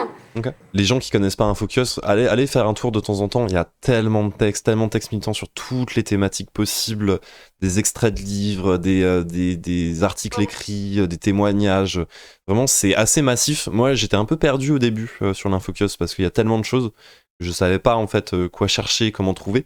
Maintenant, c'est plus le réflexe de quand je cherche à me documenter sur une thématique, je vais sur Infocus pour chercher là-dessus. Mais c'est vrai qu'au début, j'étais en mode, oula, qu'est-ce que je fais quoi? C'est trop gros, il y a trop de choses sur ce site. Ouais, mais sur Infocast, il y a pas mal de choses autour de la question du carcéral, justement. Mm. Il y a l'intégralité du livre La prison est obsolète de Angela Davis qui est disponible sur Infokiosque. Il y a un livre, une brochure, pardon, qui explique pourquoi l'anticarcéralisme doit aussi être anti-psychiatrie. Il y a des brochures à propos du mitard qui est la prison dans la prison. Il y a vraiment beaucoup de choses autour de la question du carcéralisme, enfin de l'anti-carcéralisme surtout, et aussi autour des questions liées aux frontières, aux migrations, et donc forcément aux centres de rétention administratifs qui sont liés aux prisons. Et ça, c'est assez intéressant en général. Ouais, ça, c'est une thématique en plus que tu abordes souvent dans tes lives, l'anticarcéral, que tu traites beaucoup. Ouais, c'est une thématique qui me parle pas mal. En ce moment, aujourd'hui, hier, j'en ai pas mal parlé sur Instagram et en fait, je suis en train de réaliser des vidéos à ce sujet-là. D'accord. Et du coup, forcément, c'est un peu... Je lis beaucoup sur la question, donc forcément, il y a toujours des petits trucs qui vont finir dans un tweet, qui vont finir sur Insta ou ailleurs. Là, tes références, du coup, c'était le livre d'Angela Davis qui en parle. Du coup, ça, c'est assez récent comme type de lecture que tu avais, mais tu parlais déjà d'anticarcéral, il me semble, dans ta première politisation, entre guillemets, dans tes premiers milieux. Est-ce que tu avais d'autres types de lectures comme ça qui peuvent être intéressants? Non, c'était pas via la lecture. Enfin, je suis sans doute tombée sur des fanzines ou des machins comme ça à l'époque que j'ai plus du tout. Mais mes positions anticarcérales, elles se sont plutôt construites en étant au contact d'anciens détenus et d'anciennes personnes incarcérées parce que j'ai jamais été en contact avec une personne qui était en prison au moment où on était en contact ou après qu'on se soit connus. Mais par contre, j'ai connu pas mal de personnes dans ma vie, je sais pas si c'est le hasard ou comment exactement, ou parce que c'était les milieux dans lesquels je traînais, j'en sais rien. Mais j'ai rencontré pas mal de personnes dans ma vie qui sont passées par la case prison et qui en parlaient. Et c'est plus comme ça que se sont construites mes positions anticarcérales que par la lecture. Actuellement, du coup, tu dis que tu dis principalement de la théorie, plutôt des livres de théorie. Bah là, tu viens de dire un peu ce que tu lis sur Twitch. C'est vrai que c'est particulier la lecture sur Twitch, en fait, la lecture sur Twitch, parce que ça demande à la fois de lire à haute voix, de travailler un peu aussi une intonation, de faire des réactions pour que ça continue d'être intéressant pour les gens. Enfin, c'est particulier comme pratique. On n'est pas beaucoup à le faire quand même sur Twitch. Même à lire des articles, c'est différent, mais là, des textes comme tu lis qui sont un peu plus longs, qui sont pas juste des articles d'actualité. C'est peut-être un côté ultra narcissique, j'en sais rien, mais moi j'adore m'entendre lire en fait. Ça m'arrive très souvent d'être chez moi et de lire à voix haute, toute seule chez moi. D'ailleurs, c'est comme ça que j'ai eu l'idée de faire à la base les streams lecture, parce que en fait j'en avais vu avant, j'avais vu chez Maudit ces streams lecture de sciences sociales déjà bien avant de m'y mettre.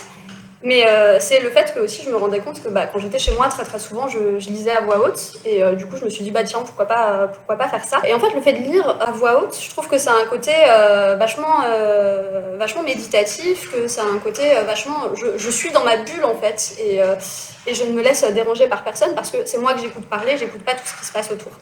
C'est juste dans ma pratique de lecture depuis que je suis gamine, je lis à voix haute. Donc pas toujours parce que je sais que ça me ralentit forcément, mais souvent.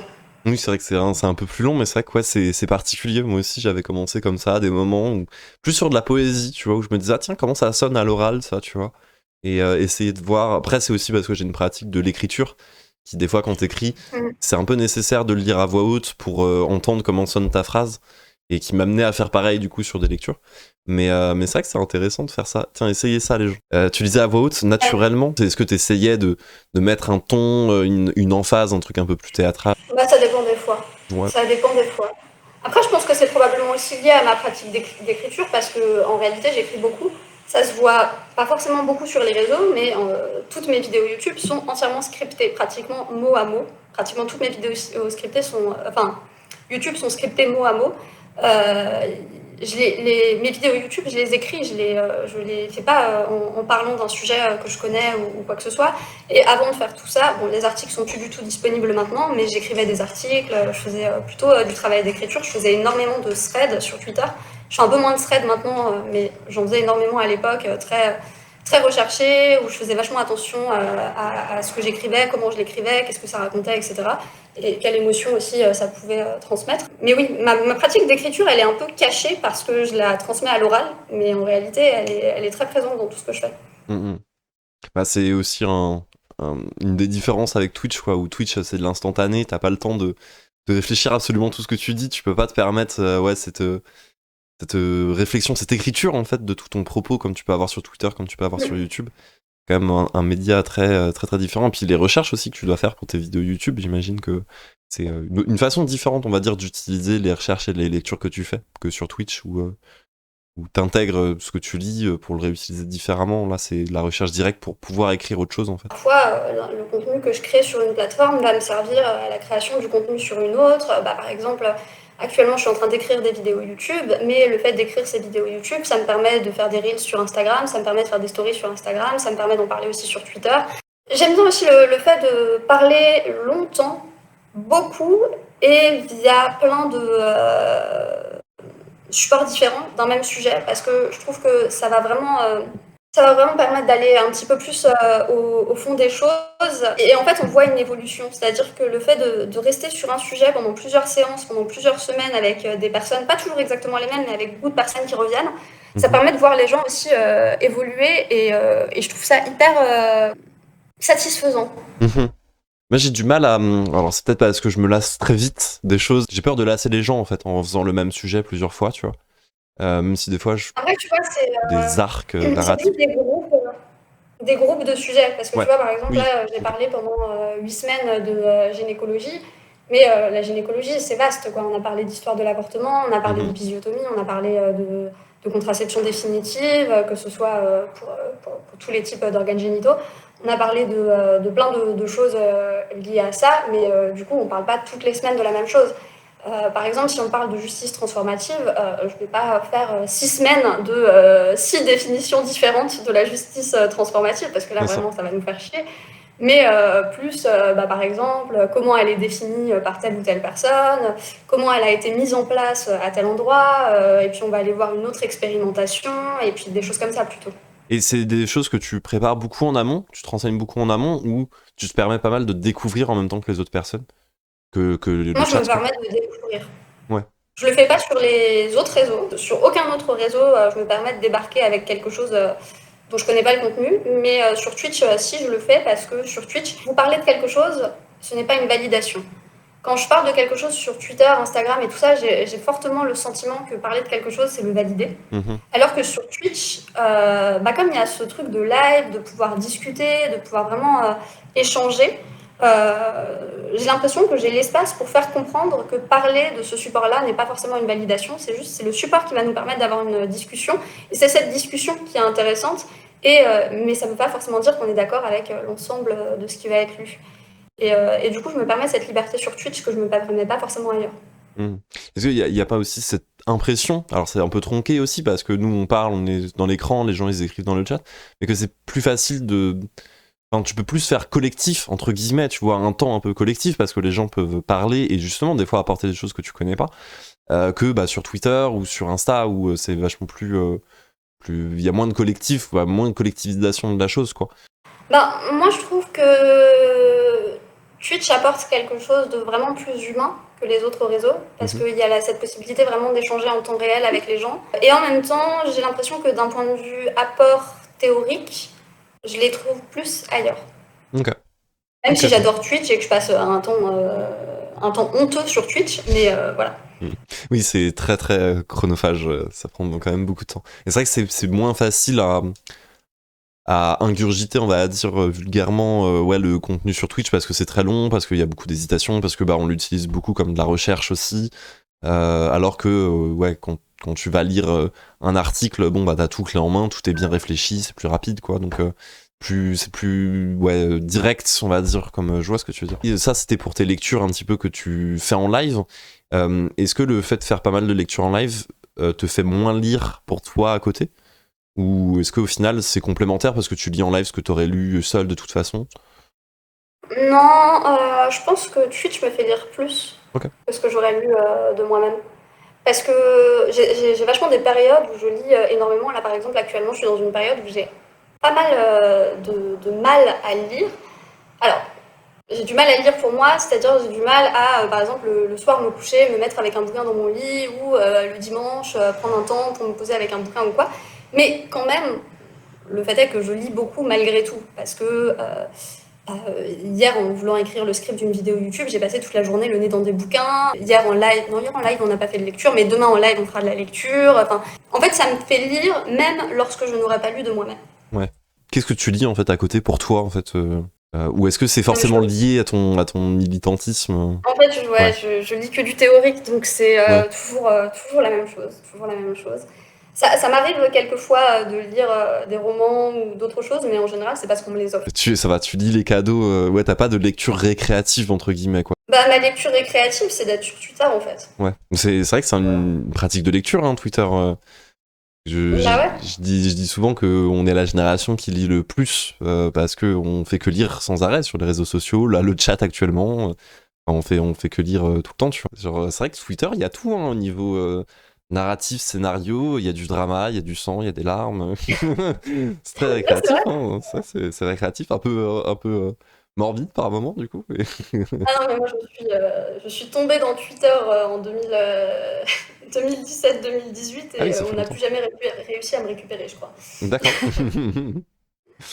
Intéressant, ouais. Je sais pas, ouais, c'est quoi du coup ton rapport à Twitter? T'es tombé dessus, vu que du coup t'aimes bien. Moi, j'ai du mal avec cette plateforme, mais bon, c'est très, très personnel. Genre, je sais pas, qu'est-ce que t'aimes bien en fait dans la pratique sur Twitter? Dans la lecture même sur Donc, Twitter? en fait, Twitter pour moi ça a été beaucoup de choses. Ça a été un exutoire. Je suis allée sur Twitter peut-être en 2017-2018. Quand il y a eu les mobilisations étudiantes contre Parcoursup, j'ai vu d'autres militants et tout qui étaient sur Twitter et je me suis dit, ah tiens, peut-être que du coup ce serait un endroit où entendre parler de trucs, ou suivre un peu l'actualité militante. Et j'ai commencé à suivre, à suivre des comptes qui parlaient de tout ça sur Mhm. Twitter. Et pendant genre au moins un an, j'ai rien dit du tout sur Twitter. C'est-à-dire j'étais vraiment le compte, je suis des gens, je like des trucs, mais ça s'arrête là. Un jour, j'ai commencé à tweeter. Et aucune idée d'exactement pourquoi ça a marché. En 6 mois, je me suis retrouvée, j'avais 3000 abonnés sur Twitter, je comprenais rien à ce qui se passait dans ma vie. Ensuite, j'ai parlé du fait que je me suis fait agresser à Marseille. Ça a été la plus grosse vague de harcèlement de toute ma vie et j'ai encore pris 2 à 3 000 abonnés sur Twitter. Et au fur et à mesure, comme ça, Twitter, c'est devenu ma maison en fait. Et concrètement, Mhm. il y a des personnes qui sont sur mon Twitter qui me connaissent depuis 2018 quoi. Mais c'est la maison dans le sens, pour moi, quand j'entends maison, c'est un espace où tu te sens bien. Genre, tu te sens bien sur Twitter? Moi, je me sens bien sur Twitter. Ok. Mais parce que aussi, avec les années, j'ai appris à peu près domestiquer Twitter. C'est-à-dire que je sais ce qu'il ne faut pas faire pour ne pas se retrouver dans la sauce dans la plupart des cas. Mhm. Et je sais que cette take-là, je vais pas la sortir maintenant, parce que maintenant, j'ai pas les capacités émotionnelles pour assumer les conséquences. Mhm. Ouais, je vois. Parce que voilà, c'est aussi devenu quelque chose que je connais bien, quoi. Mhm. Au final, c'est aussi l'aspect humain de gens que tu connais depuis longtemps sur ce réseau qui te plaît en fait, qui te fait rester parce que bah y a un lien quand même social, même s'il met du temps à se faire. Ouais. Et c'est vrai que c'est une forme de lecture même de repartage, tu vois, c'est aussi un peu une centrale de repartage vers plein d'articles, vers plein de références qui sont hyper intéressants.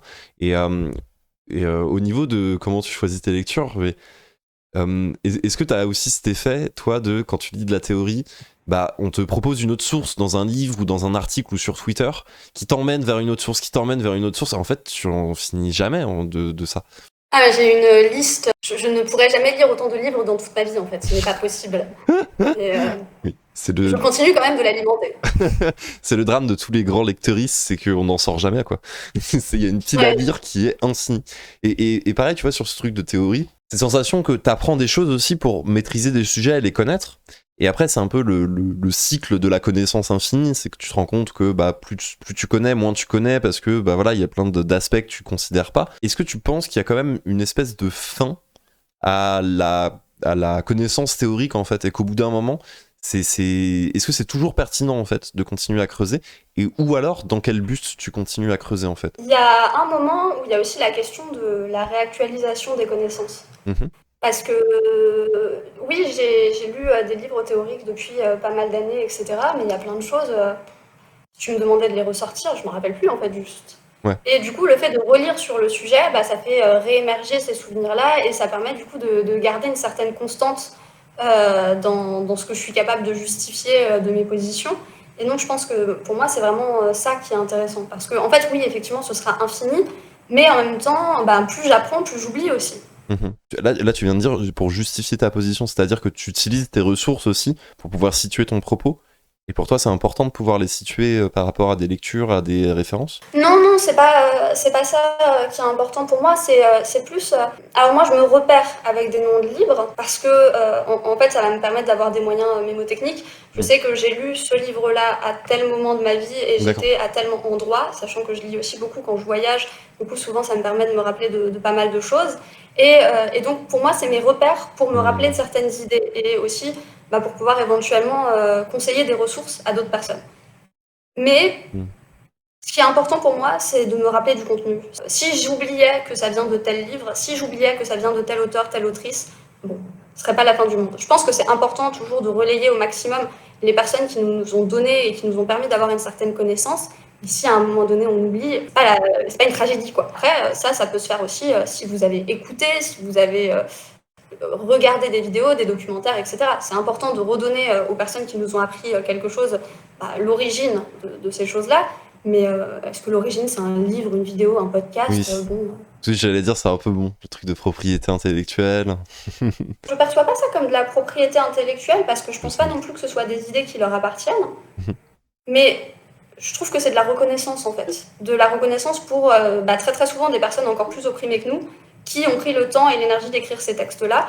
Voilà, moi je perçois ça comme de la reconnaissance. Je le fais pas parce que j'estime que ça leur appartient, je le fais parce que je suis reconnaissante qu'on m'ait appris ça. Quoi. Je suis tout à fait d'accord, une forme de reconnaissance. Après, tu vois, il y a aussi, je trouve, ce pendant, des fois, qui peut être un peu impressionnant pour des gens quand tu cites beaucoup d'auteurs et de gens de violence symbolique, de ah merde, tu vois, ça fait beaucoup de choses à lire, ça fait beaucoup de connaissances, c'est dur à aborder, etc.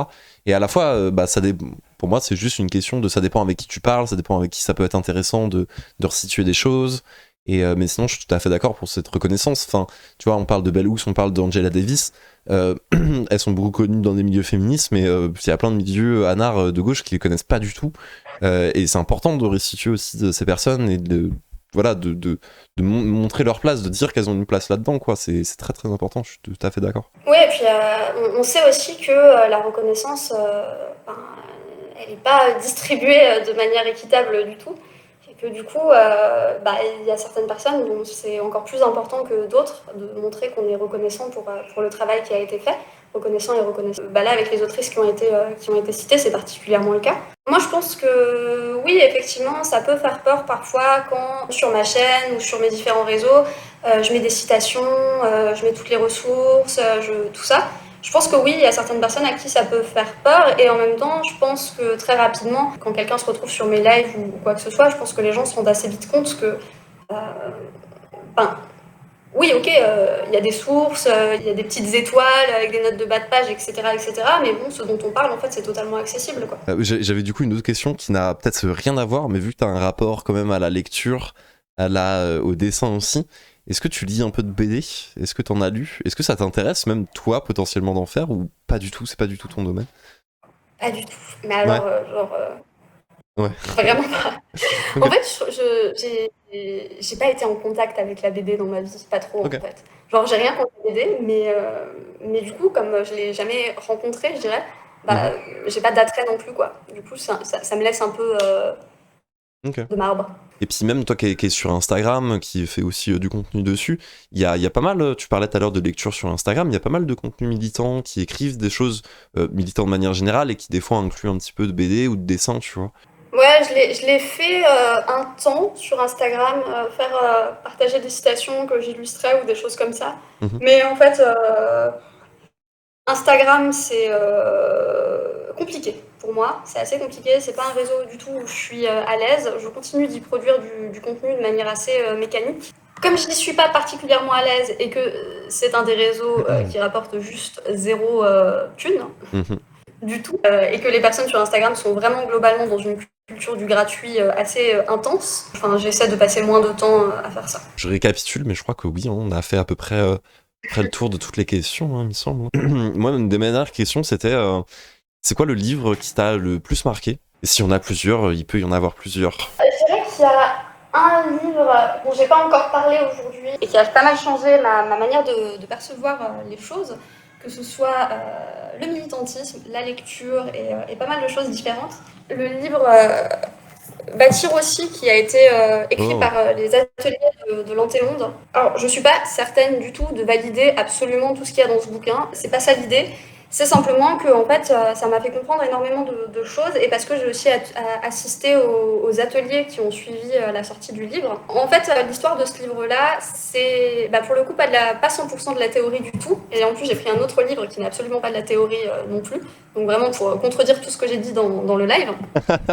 Et donc, ce livre-là, c'est un livre qui imagine un monde post-révolution. C'est-à-dire que dans ce livre, on imagine que sous Sarkozy, il y a eu une insurrection et que suite à l'insurrection, il va falloir reprendre la vie, voilà, créer un nouveau système pour vivre. C'est un espèce de recueil de tout un tas de nouvelles qui prennent ce présupposé-là et qui vont imaginer des scènes de vie dans ce monde post-insurrectionnel avec les règles qui ont été établies globalement. Moi, ça m'a permis vraiment de comprendre et en fait, ça m'a ouvert des pistes pour imaginer le monde que je voulais. Parce qu'avant de lire ce livre-là, tout était uniquement théorique et j'avais beaucoup de mal à être créative et à imaginer des nouveaux moyens d'action, à pas forcément être sur les moyens d'action historiques. Et en fait, ça a vraiment débloqué pas mal de choses dans mon imaginaire de ce que pourrait être un monde idéal. Et à la suite de la sortie du livre, ils avaient organisé différents ateliers où vous alliez. Et en fait, ce qui se passait, c'est qu'on vous expliquait un petit peu le présupposé de base. Donc l'insurrection, elle s'est passée dans telle ou telle condition à peu près, à tel moment. Et vous allez vous mettre avec quelqu'un du public qui était là aussi. Et vous allez imaginer que vous êtes dans ce monde post-insurrection. Ok. Et comme ça, dans une discussion, vous inventez. Et vous inventez qui vous êtes dans ce monde post-insurrection, etc.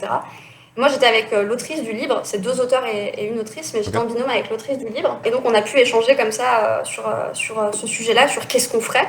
Moi, c'est marrant parce que je m'étais imaginée à Marseille, évidemment, alors que l'atelier était en Alsace à l'époque. J'expliquais que avec une autre bande d'artistes, on aurait pris la possession d'une friche industrielle pour faire nos ateliers d'artistes et que notre boulot pour la collectivité, c'était de s'occuper de toute la nouvelle signalétique qu'il fallait mettre en place dans la ville parce que forcément, post-insurrection, les lieux, ils ont des nouveaux usages et donc il faut organiser la signalétique pour pas se perdre dans ce labyrinthe.